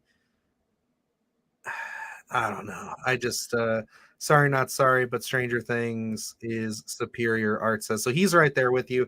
I don't know, guys. I just wasn't big on season 4. I thought it was good. I still gave it a nice review. I just didn't. Fuck me. All right, Stranger Things wins. But yeah, no, it's deserved. I know it's got such a beloved fan base. I just really feel myself kind of falling out of love with it after season 3. I thought season 3 was kind of the peak for me, man. Like, that was a great season. And 4, it was just hard for me to get back on board. I don't know what it is. Oh no, yeah, I think season 3 was like the epitome of when we look back at Stranger Things is probably what that season is. Everyone's gonna look at it and be like, that was probably the greatest run that this show had. But I think season 4 was a great follow up. I mean, like, yeah, again, I feel like my love for Stranger Things starting to fade as well. That's why I think season 5 is probably gonna be the perfect cap to it. But I still thought they brought some intriguing dynamics to everything, kind of made it its own unique season. So that's why I had to go with it. Mm. I like Vecna a lot. I think that he's one of the most, if not the most impactful Stranger Things entity or villain we've had. Yeah. And that's huge. I just don't know. I think it also could have been the way it was released. I wasn't huge on the part Oh 1, yeah, part yeah. 2, because I kind of just like to Was that watch the it all first in time they did succession. that for It Stranger was, and Things? they've made it a habit now on Yep. Netflix to do that with a lot of their big shows. Like They Witcher's did gonna with do it you now. recently. This might be the last good season of Witcher we get coming up. So the fact that they're doing that is kind of frustrating, but we'll see. We'll see. I don't know. But hey, I'm excited to see season 5 come out whenever it does. I know they stopped production at the writer's strike, so they're in support. So I got to support them, but I'm excited for Stranger Things to come to hopefully a very nice and impactful ending. Again, maybe when we get closer to release, I'll rewatch season 4 again, and maybe I'll really fall in love with it like you guys did. But I don't know. For me, it just didn't like grab me like I wanted it to. Because again, I was so invested into season 3. That reveal for Robin and Steve when they're in the bathroom Oh and they're yeah. talking to each other in the stall, and she's like, "I'm gay." It's just like one of those things where I was just like, "Oh my god," my heart fell on the floor because I was so invested in them. I'm like, I want you guys to get together. But now they have a beautiful friendship, and I'm just like, it's just that. I mean, I'm a big Steve Harrington guy. Who isn't? Anything He's got to after make it out, or else season he'll be 1, he's pissed. god awful, but like everything else is like, if Steve dies, I loved him in I'm gonna season 1 too. cry. I'll tell you that. Mhm. You said what? You loved him in season 2? No one. Oh, season 1? Oh, really? Just as the Yeah. bully? I He's was a the piece of Steve shit in fan. that one. I think Eddie's character was a big part of me loving season 4, and that's totally fair. Eddie really, it was great. I was very sad to see him die. I That's one of the things I have a frustration with that series too, is they love to, every season they have new characters and they kill the new characters, and it's Because like, they're just afraid to kill the they have originals, a and that's couple that a come over, critique. like Max has come over. She Yeah. survived season 2, but it's like it's just so dumb. Like Robin came over, but it's like I just don't like when they like Eddie seemed like somebody who should have died in season 5 if they were Yeah. going to do it. Trudy does a lot, but it was with a strong majority of it. Yeah, I get it. If something happens to Steve, I'm writing. Absolutely. We'll be right there with you, Carrie, with our pitchforks and torches. With our Because, ball yeah, bat. I'm a big Steve Harrington fan. I love that boy. Everything about his character is great. Especially, I love the joke in season 4 when he's hitting the steering wheel. He's like, I'm always the babysitter. Like, it's like he got that title in season 2, and everybody just went with it. Yeah, Eddie was phenomenal. I agree. Doing Stranger Things for what they did to Eddie. Yeah, I still haven't forgiven Stranger Things for what they did to Bob. Like, Oh Jesus man, Bob Christ, Newby's Bob did superhero. deserve to die. That was fucked He up. went out in a vicious way too. They're like, we're making this count. You cannot take out Samwise Gamgee like that, man. Not good. The sailor outfits, dude. Yes, absolutely. Scoops Ahoy is awesome. I thought about doing that for my Halloween costume that year because they had them. The Scoops Ahoy. We should do that one Yeah. year on the channel. Let's be Scoops Ahoy boys. Let's do it. Okay. I'm totally down with it. They had those Funko Pops back when they were really popular. Mm-hmm. Those Scoops Ahoy. Yeah. Oh yeah. I couldn't get into Stranger Things Funko Pops. I couldn't. It would have been too big of a rabbit hole. Oh yeah, it was a wild time. I only had one, and it was the original Steve Harrington that came out. He was all bloody into the ball bat. Yeah.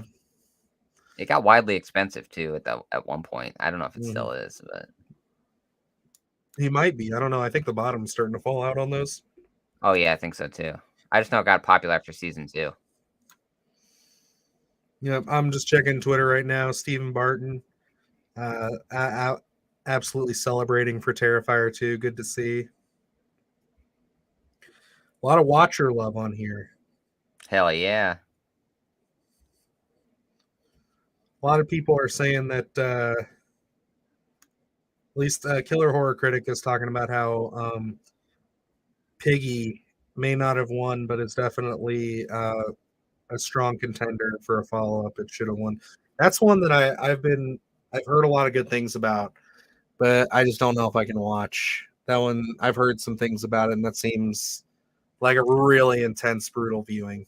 Oh yeah, I don't know too much about it at all actually. So yeah, it's definitely got some tough shit on there.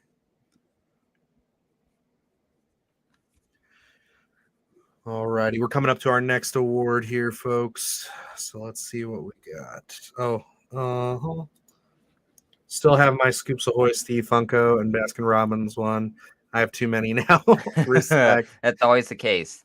I had The so many slippery Funko slope. Pops, and I'm down to. Okay, if you want to count my 2 out of box, I'm down to 6.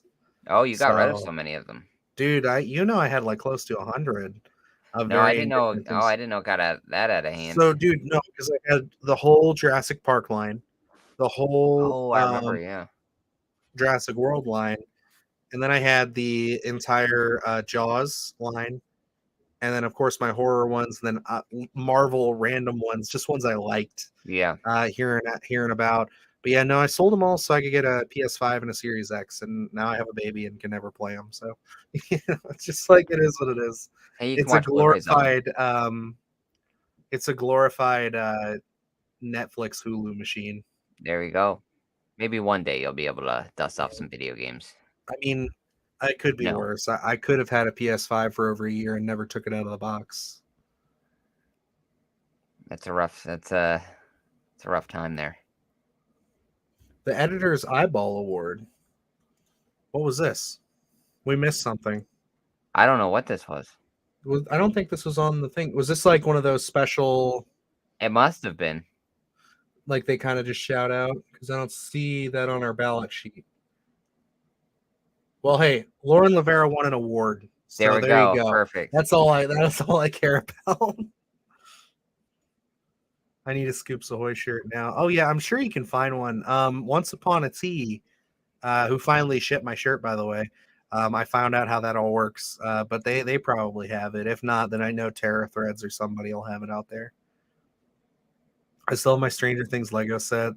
The thing rocketed up to near 400 after season 4. Got it for only 200 a bit back. Damn. Yeah, Legos are no joke, dude. I can't fuck with Legos. I had no idea that there was such a competitive market for Legos. Oh, secondary market on Legos is nuts. One of my coworkers, him and his son have like all these old Call of Duty Legos. Yeah. And they still have all of them. Like they're in their own separate baggies and boxes, so they're going through and collecting all of them. But like he's been looking up some of the sets online, and like people are just like absolutely going nuts for him. It's crazy. I'm gonna have to start collecting Legos just to like store away for 10 years. Dude, Abs, do it. Go find some Legos and and put them back in there. Because you never know. Go find like whatever's popular right now. If it has a Lego set, go buy it, put it in your closet. Don't think about it for 10 years, and then we'll see what happens. I'm still waiting to unload those Furbies. You still have those? No, I'm kidding. Okay, gotcha. I thought you didn't. You say you bought, or you've been fucking with me for years about this? About what? A Furby? Yeah. No. I think you're talking about a Hatchimal. Mm. Oh, that's what it was. Hatchimals were the big thing. And then yeah, we had the Editor's Choice Award here. I don't know who this is. I'm sorry. I should probably be paying a little bit more attention. We're just getting all caught up in the combos. Yeah, we got off the rails here. But that's a lovely Reanimator shirt. Oh, yeah. I love that shirt. But yeah, Star Wars Legos. Absolutely. That's what you should do, Luke. Go get some of the Mandalorian Legos, keep them in a box, and then throw them in the closet. And then when that movie comes out, whether it's good or bad, it's going to go crazy. Or there it is. Indiana Jones, I'm sure, is going to have Legos. People are going to be wanting those when they finally reboot that.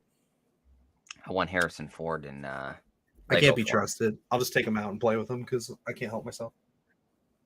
Like I ate several pieces of the set. Yeah, I've got 3 pieces of this Lego set inside my body. If you want it, you got to get it. Turns into Leprechaun. Right? I was thinking Saw, but I'll take Leprechaun with the pot of gold coming out of my tummy. Yep, there we go. There we go. We need Warwick Davis back. Come on.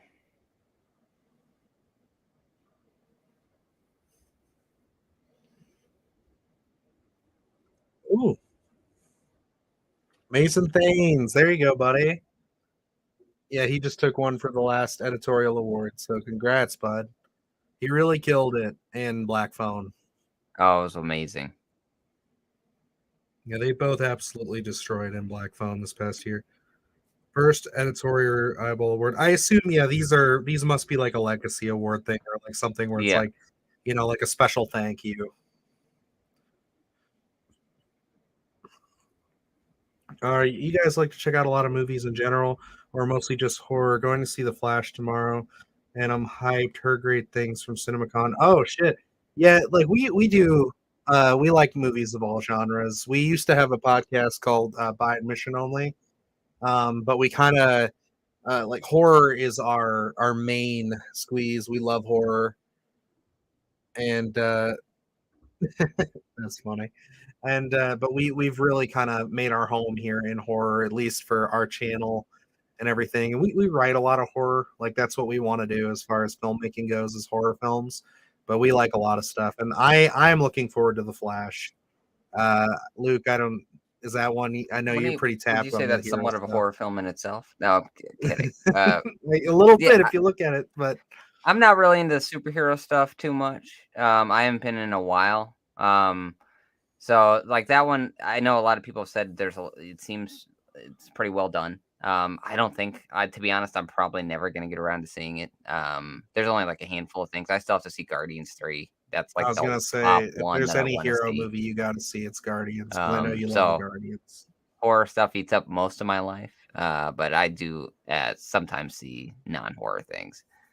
Yeah, but as far as like the summer releases go, I'm looking forward to Indiana Jones. You know, I'm looking forward to all the big stuff. I definitely am a big. I want to see Martin Scorsese's new movie.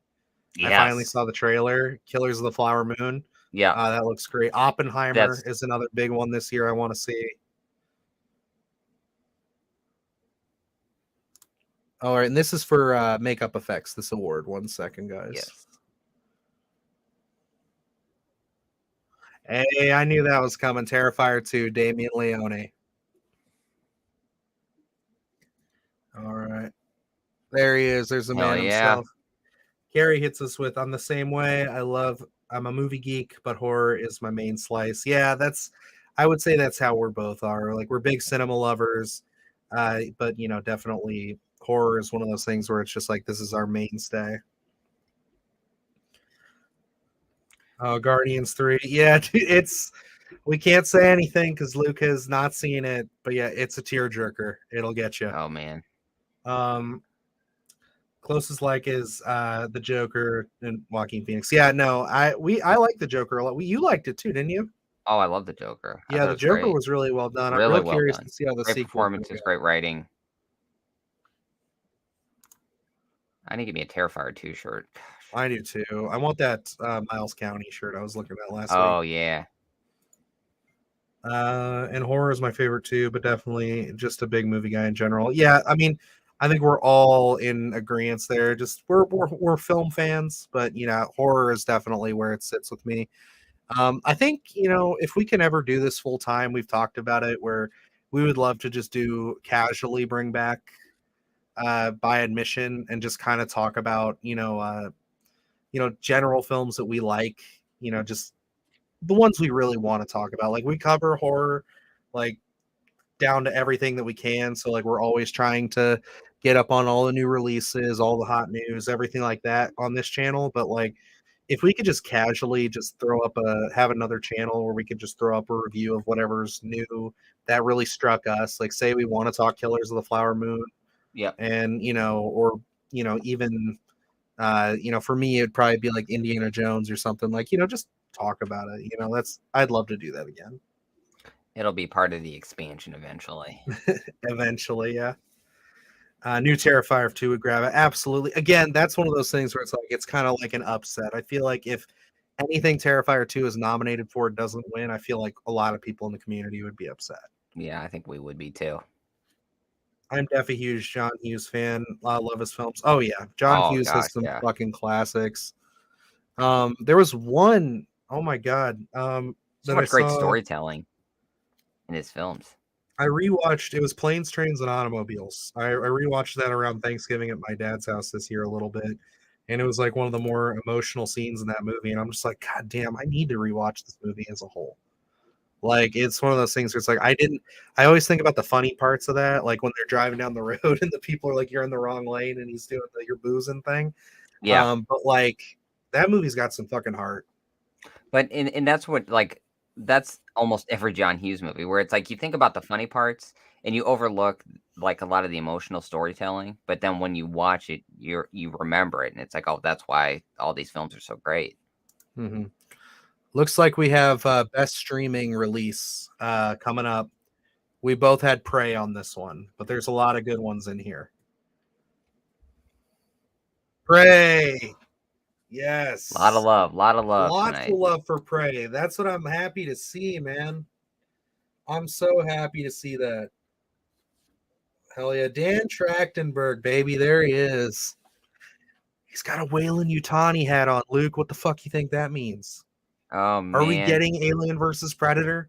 Are they going to do it? Him and Fede Alvarez going to save this thing? They're going to team up. Are you guys in the chat, are you looking forward to Fede Alvarez's new Alien film? Because we were talking about that a couple weeks ago on the Sunday Scaries. I mean, obviously, if you can't tell from Luke and I are huge Alien Predator fans, but yeah, very much looking forward to that on here. I just want to know how you guys feel. I'm just hoping to get these Alien and Predator franchises back, to their former glory. Yeah.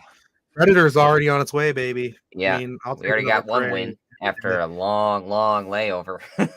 Seriously. And having to sit through if you guys go back on YouTube and you look for by admission only, like I said, we have a Predator episode on there where we review and talk about the Predator. Yeah, we ripped that one a new asshole. That was tough. That was really a heartbreaking watch for us. And I will never forget, I was out of town. You got to see it. Your showing let out right before mine started. And I looked down at my phone just after texting you, after being like, so how was it? And you're just like, Godspeed, buddy, or something like that. Yeah. That's what I said. Oh, no. I sent that text right before I went to bed. Oh. Hey, Akila Cooper. Hell yeah. She's had a fucking hell of a year. We keep talking about it, but yeah, she wrote Listen, I some of want to. the This is biggest shit. the person I want to interview the most if we ever get a chance to. I would love I'd to love pick her to, dude. brain. Yeah, we really got to get up on that. We should probably see if we can find her on IMDb Pro or something Yeah, and get a hold of her. If anybody can get a hold of Akila Cooper for us, let her know that the Splattercast crew wants to interview her about her work because she's absolutely knocking it out of the park. one of the most intelligent writers I think out there right now. There we go. You want to hurt me? I'm an easy target. That line. There you go. Not sure if it comes or it counts, but Fresh on Hulu is probably my favorite in the last year for streaming. Prey was great, but Fresh was so unique. Can't remember if it was 22 or 21. It was 22. It was like right Yeah, at the start of the year. yeah. Luke, he saw that one. I've yet Fresh to is see him. great. Yeah. I can't. I think it would probably be if Prey wasn't on the list. Fresh would have been my go-to. Really, really well done film. There's a dancing montage in there that is just absolutely phenomenal. They mix the horrific scenes with a lot of comedy, which is really hard to do, but they do it great. All right. So we are in the screenwriting, screenplay category. This is a big one for us. I know Luke, in most of our interviews, that's where he goes into his screenwriting. There's a lot of good ones in here. Yeah, I'll honestly be happy, but I want S. Cargill. There we go. The Black Phone. That's good. I would have. I like Ty West and Mia Goth for Pearl X, but like yeah, it's I'm just happy to see these guys win because like we saw Black Phone, we covered Sinister, and just hearing these two talk about their writing process yeah. when Is it comes to phenomenal. both of those films, like it's just so well done. It was amazing to see. I think they're They working. he It looked like they're on set of Yeah, Scott Derrickson's next movie. I know he's working on yeah. one right now.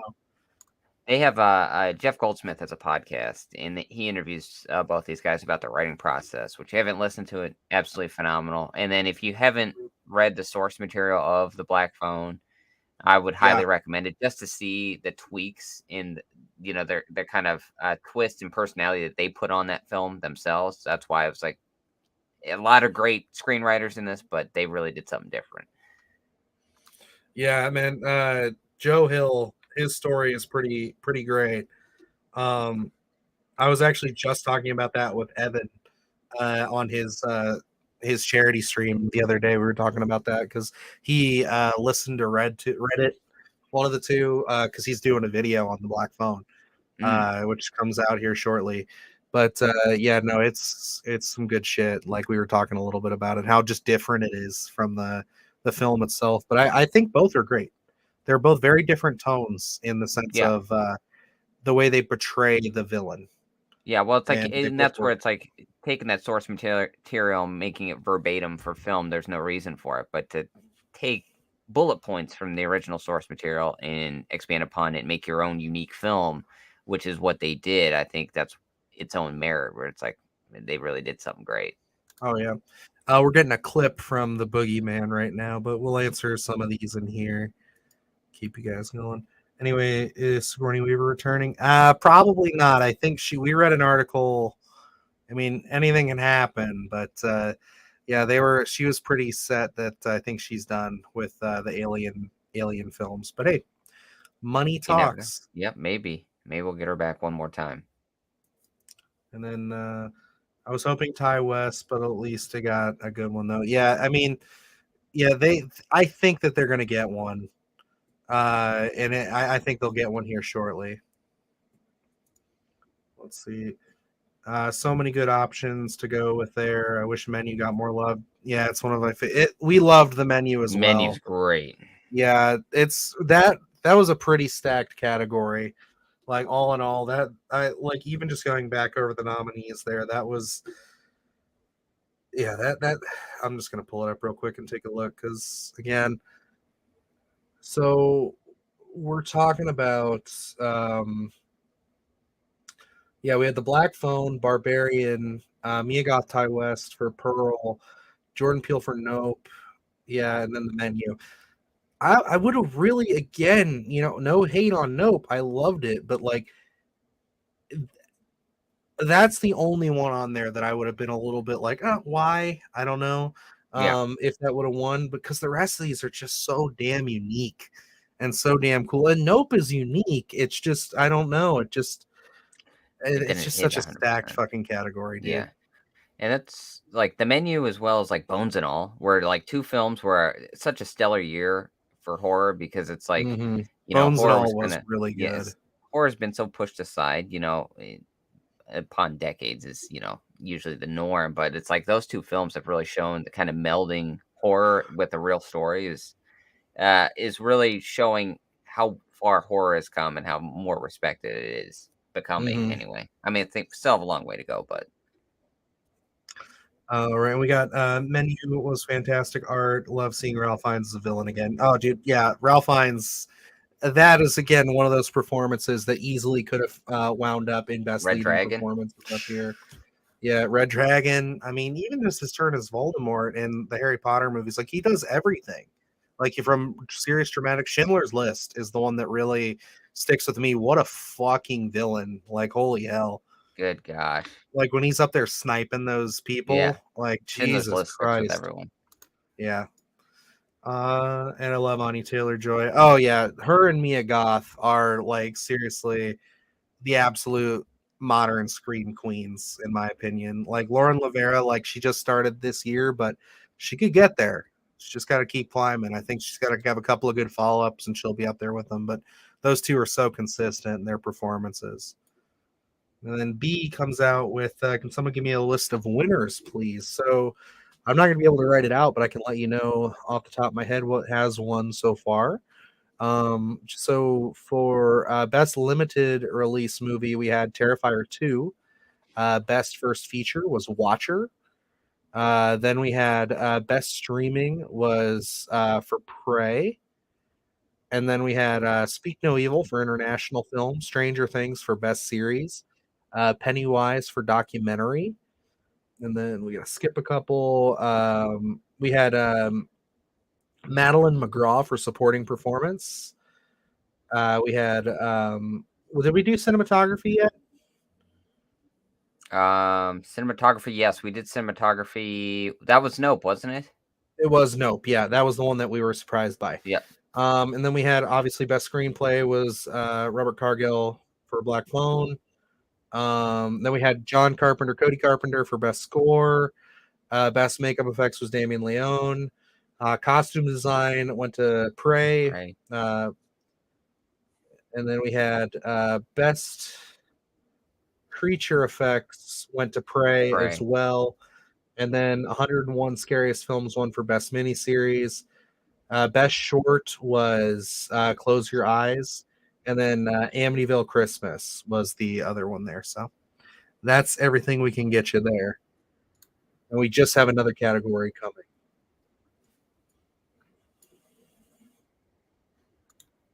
Let's see. I think we're getting into best director right now.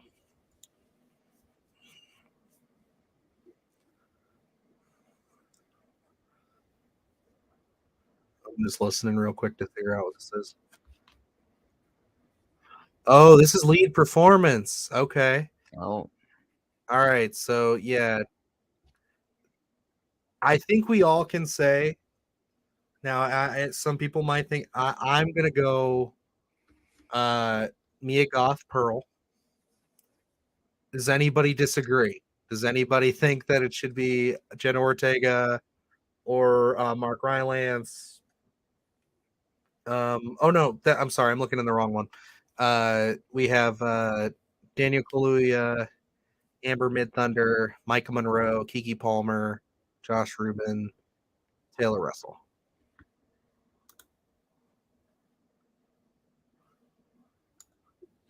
Absolutely. Yep. Mia Goth took it.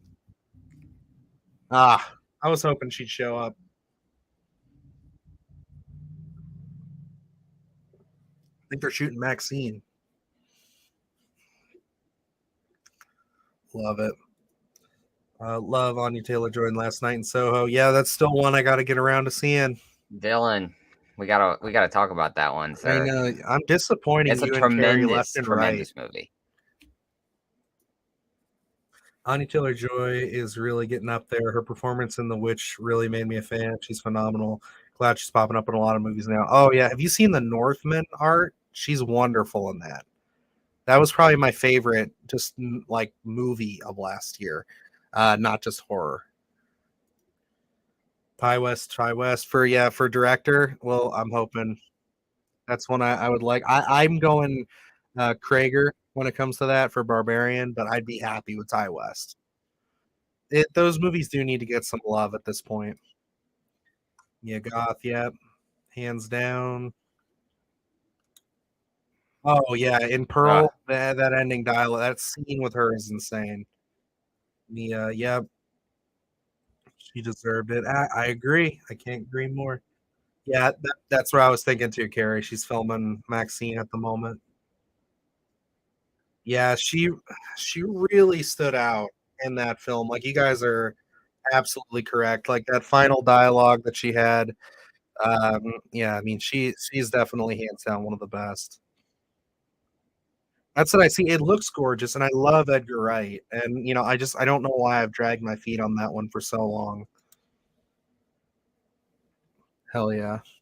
Okay, now we're Carrie. We're in director now, so I'm gonna say Krager for Barbarian, but for you, I will say if I'm also pulling for my boy Ty West. So let's see what happens. Whoa, shit! Jordan Peele for Nope. I did not see that coming. Yeah. Oh man, Nope's getting a lot of love Yeah, it from the is. Chainsaw Awards. I think it's great. I mean, honestly, I see this as more of a legacy for me because of his other ones. But yeah, Barbarian was really good. But Jesus, Yeah, yeah, I'm surprised, to be honest. that is If it shocking. But wasn't hey, Zach Krager, I thought it was gonna be Ty West just because yeah, of how beautiful those films are, but yeah, I think Zach Krager might be too new. They might not want to give it yeah. up too quickly. And then also Ty West, if anything, they might give it to him for Maxine if he can pull it off. But I don't know. I think thinking about it now, like taking my personal feelings out of it, just being such a big Barbarian fan, like Ty West really did pull something off special with Yeah. directing 2 films 1 year and doing that. But I mean, Jordan Peele's Jordan Peele, man. Like, dude was gonna get a Chainsaw Award at some point. I guarantee you. I haven't seen The Northman. Had a screening for it. Uh, uh, oh yeah, he has seen The Northman. Sorry, I had a screening for it. I'll say least favorite of Eggers, but still ambitious and solid. Lighthouse and The Witcher, just great. I get that. I totally do. Personally, I'm the Lighthouse is where I'm sitting. That's my favorite. But yeah, it's Northman and The Witcher. I haven't He's seen The just Northman he yet. hasn't missed yet, dude. Nosferatu is going to Oh, be something incredible. I'm so excited. Ashley Holland. Where can I watch the awards phone? You can watch it on Shudder's app. I think it's where you have to watch it tonight. Yeah, you want to watch it live. Yep, everybody's got you there. Yeah, I agree. Well, hey, yeah, no, I agree with you, Carrie. That was quite a surprise. Yeah, it's a very original film. Yeah. Again, thinking back on it, those Gordy sequences have stuck with me all year. They are things of nightmare, but yeah, I mean, all in all, like he is, and again, if you're looking at the last 3 films he's made, like the dude definitely deserves it for something. So He it's like, creates yeah, great characters. Absolutely. congrats, Peel, but man, they feel a way better option. Krager at Ty West for sure killed it. I agree. Again, I think maybe they're waiting on Krager just to see if he can stick around in the game for a little while longer. Ty West, I think you've kind of swayed me here, Carrie. I think that Ty West probably should have been my pick now that I've really sat and thought about it. But I mean, I'm happy for Jordan Peele. So, all right, what did we just miss? Looks like something with Terrifier 2 just won. Oh, for best kill. Oh, there we Terrifier go. 2, it's the bedroom kill. Absolutely. Nothing beats that. Was that on the ballot sheets? No, No, this is right? another one of those ones that they just Well, okay. Yeah, I mean, seeing this one in theater, oh my gosh. Like, mhm. we talk about it on some of the different things, Sunday Scaries and things. What a night that was in terms of going to the theater to see this. We had to travel, what was it, an hour? 45 minutes, I think. 45 just minutes? under an hour, I want to say. To go see it, and then to see that scene in the theater, which is we literally looked wild. over at each other. Like we were, that's one of the few times we actually just like, because we were sitting with you and your wife and my sister came with us, so they were sitting between us, and we just like literally did a like, what the fuck, are you watching this right now? Like, god damn. And it just went on and on. It was like, so gruesome, but it was like so intriguing. Oh yeah. And definitely the standout. I agree. Yeah, Carrie, I am so excited to see what Jordan does next. I mean, it's gonna be something pretty insane, I bet. Just seeing like where his taste and where his like writing has evolved to. Like this one, a lot of people said Nope was very Spielbergian-esque. Like I think we're the first person I know to really mention that like the saucer felt like the shark in Jaws a little bit. Had that as soon as we came out of the theater, I was like, that's what it felt to me. And then it was like, oh, okay. Well, a lot of people are thinking that too. Yeah, so it's like you were very much on the pulse with that one, and like I agree, it was so good. So it's like, yeah, I don't know. I've watched that movie a couple times since it's come out, and I do enjoy it a lot. But yeah, I just don't know. Go back and watch it. I saw it in the theater and haven't went back since. All in all, I'm gonna say is that Best Director. That's a tough category. I can't speak for Crimes of the Future or Watcher. Yeah. But I mean, for those three with Peele, West, and Krager, like you could give it to any of them, and I'd be happy. So that was at least David Cronenberg was nominated in. Right, that dude's already made classics. Like he's got fucking The Fly under his belt. If that was the only movie he ever made, like there you go, right? Yeah, dude, Infinity Pool might get some love next year. I would like to see that. There you go. If it was out that released this year, I'd say give it to Peele. Nope, just wasn't quite on the level. And Ty West came out with two absolute bangers. Yeah, I feel you, Art. I really do. I agree there. I adore X because West captured 70s slasher. Pearl School Slasher was a Goth fever dream. I loved it. I agree with both of you on that. Like, I think that you guys hit the nail on the head with both of those interpretations of it. Because, like, I've said in both our coverages for those films that X just feels like it could have taken place like in the same town or just a town over from Texas Chainsaw Massacre. And Pearl is just such a unique old-timey Technicolor looking horror flick. And again, like you were saying earlier, guys, like with the fucking the ending monologue in Pearl, it's nuts. It's so captivating. It's like, I just remember, at the end of the film, you're usually waiting to get out of there, and it's just like sitting there just enthralled with Mia Goth's performance was wild. Yeah, I agree, Carrie. That definitely, if there's anything that got best kill this year, it's that. Nope, saw it in theaters. Beautifully done. I need to rewatch it. Yeah, it's good. It's on. Is it on Peacock? Yeah, it's on Peacock. Yep. Yeah, so if you have Peacock, it's available there. I keep waiting for it to go on sale on Vudu, but I also want the 4K. It's just, again, it's not widely available. So yeah. Okay, guys, I think we are in. Is this the end? Is this the? We're getting close. I feel like we didn't go through all the categories, did we? I don't know. No, we might have. Yeah, because Mia Goth and then director. Yep. So this is best wide release. This is it, baby. Let's see. I'm going Barbarian. Whoa, the Black Phone. Holy shit, that's great. They love that. They did well. I'm fucking happy with it. Yeah. Barbarian didn't get nearly as much love as I think it should have. I don't think it won a single award. I don't think so either. I don't know how many it was nominated for. 2, maybe? Let's see. I can pull it up. I can see it's. And I mean, Black Phone, honestly, if we go back to what I think June when it came out, that was honestly my front runner for. It was. My favorite film. For the longest time. And it still could be. We just did like such a heavy. We did a commentary on it. We did a podcast on it. By the time it came to put everything in order, it's like I'm Black Phoned out. But absolute great film. I got to back and rewatch it. I've taken a sabbatical from my many viewings of the Black Phone. So. I think you had to, dude. You saw it way too many times. I was turning it on just randomly too, in between all that stuff, and I was like, I remember the first day it was available. I think on Yeah, Peacock. I just turned it on and watched it. It's like I could not wait.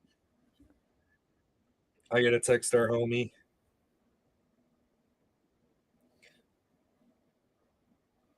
Yeah, because we were literally just talking because he's releasing his video on the Black Phone soon. I'm like, man, if that wins tonight, like, I wonder if that'll do numbers for your video.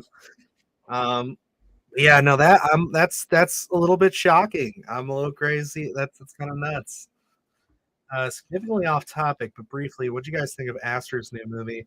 If you've seen it, Beau's Afraid. Wasn't sure if y'all did an episode on it. I saw it. I have a review up for it. Luke has yet to see it. I think it's I playing now at our local art house theater, which I definitely have to make time to go see it. Yeah, if you got 3 hours, you can go. Yeah, You I can know. go get it. I Got enjoyed about it. 3 hours. I thought it was very ambitious. It's one of the few films I've ever seen where I can distinctly say that it's a 4-act film.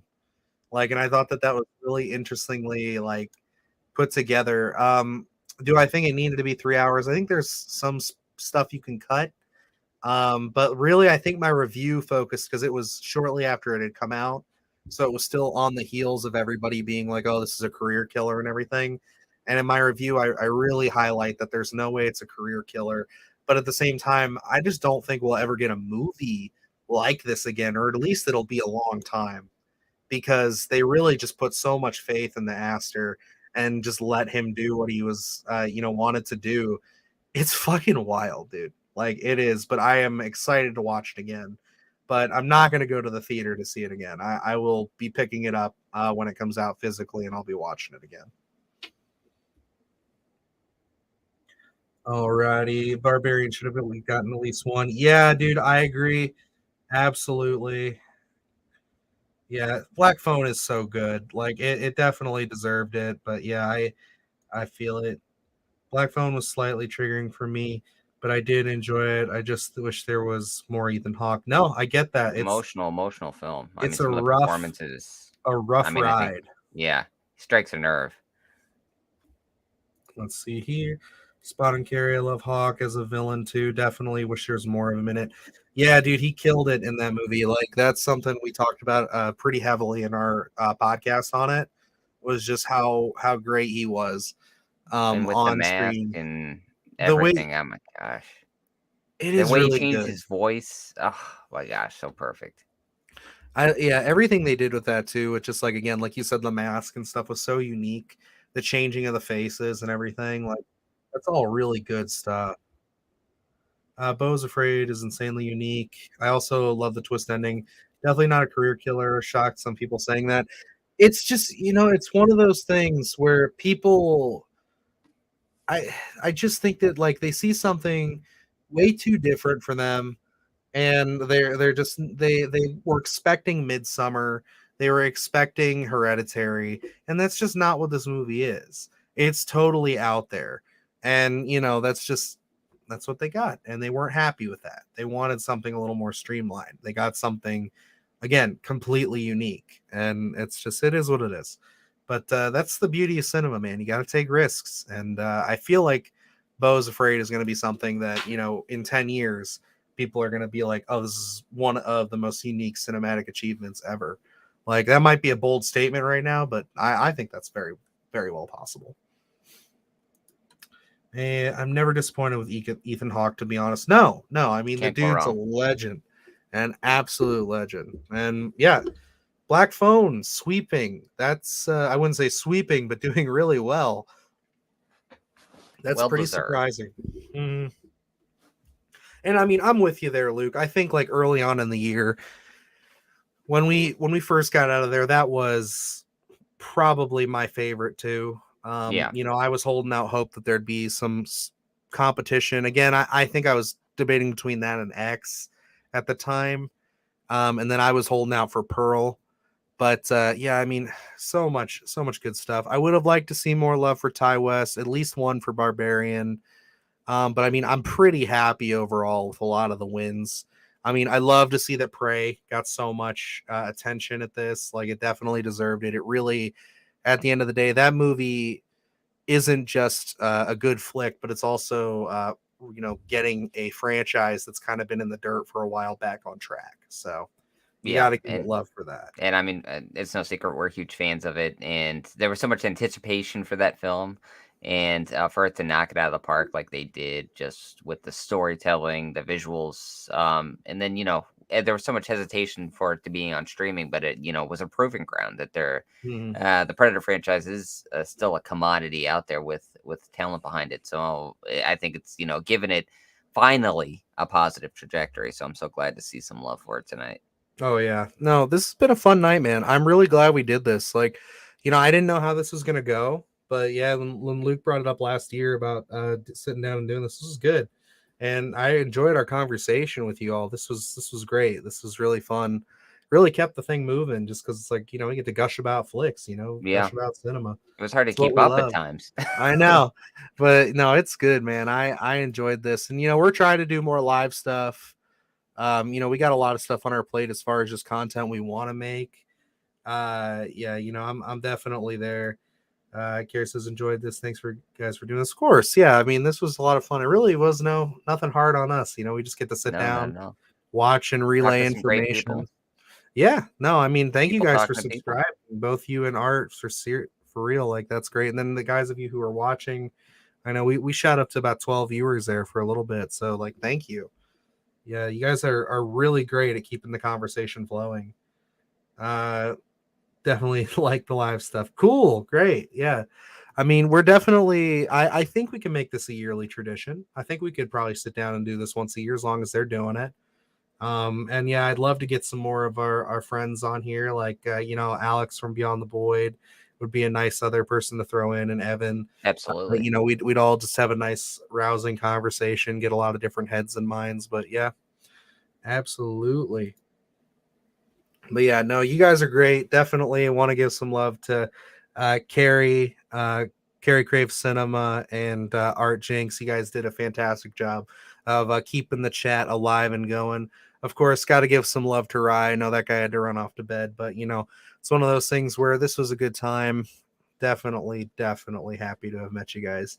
And yeah, we're going to be doing a lot more of this. If you guys are new to the channel, just check out what we got going on. We got some cool video essays up, some podcast episodes. We're trying to get one more out this month to kind of catch up because we got inundated with screeners and other things. So we kind of got backed up a little bit, but we try to do a monthly podcast and get an episode out talking about movies new and old, as well as a lot of different content. Again, you can catch us here at least once a week at minimum for the Sunday Scaries, where we talk horror news.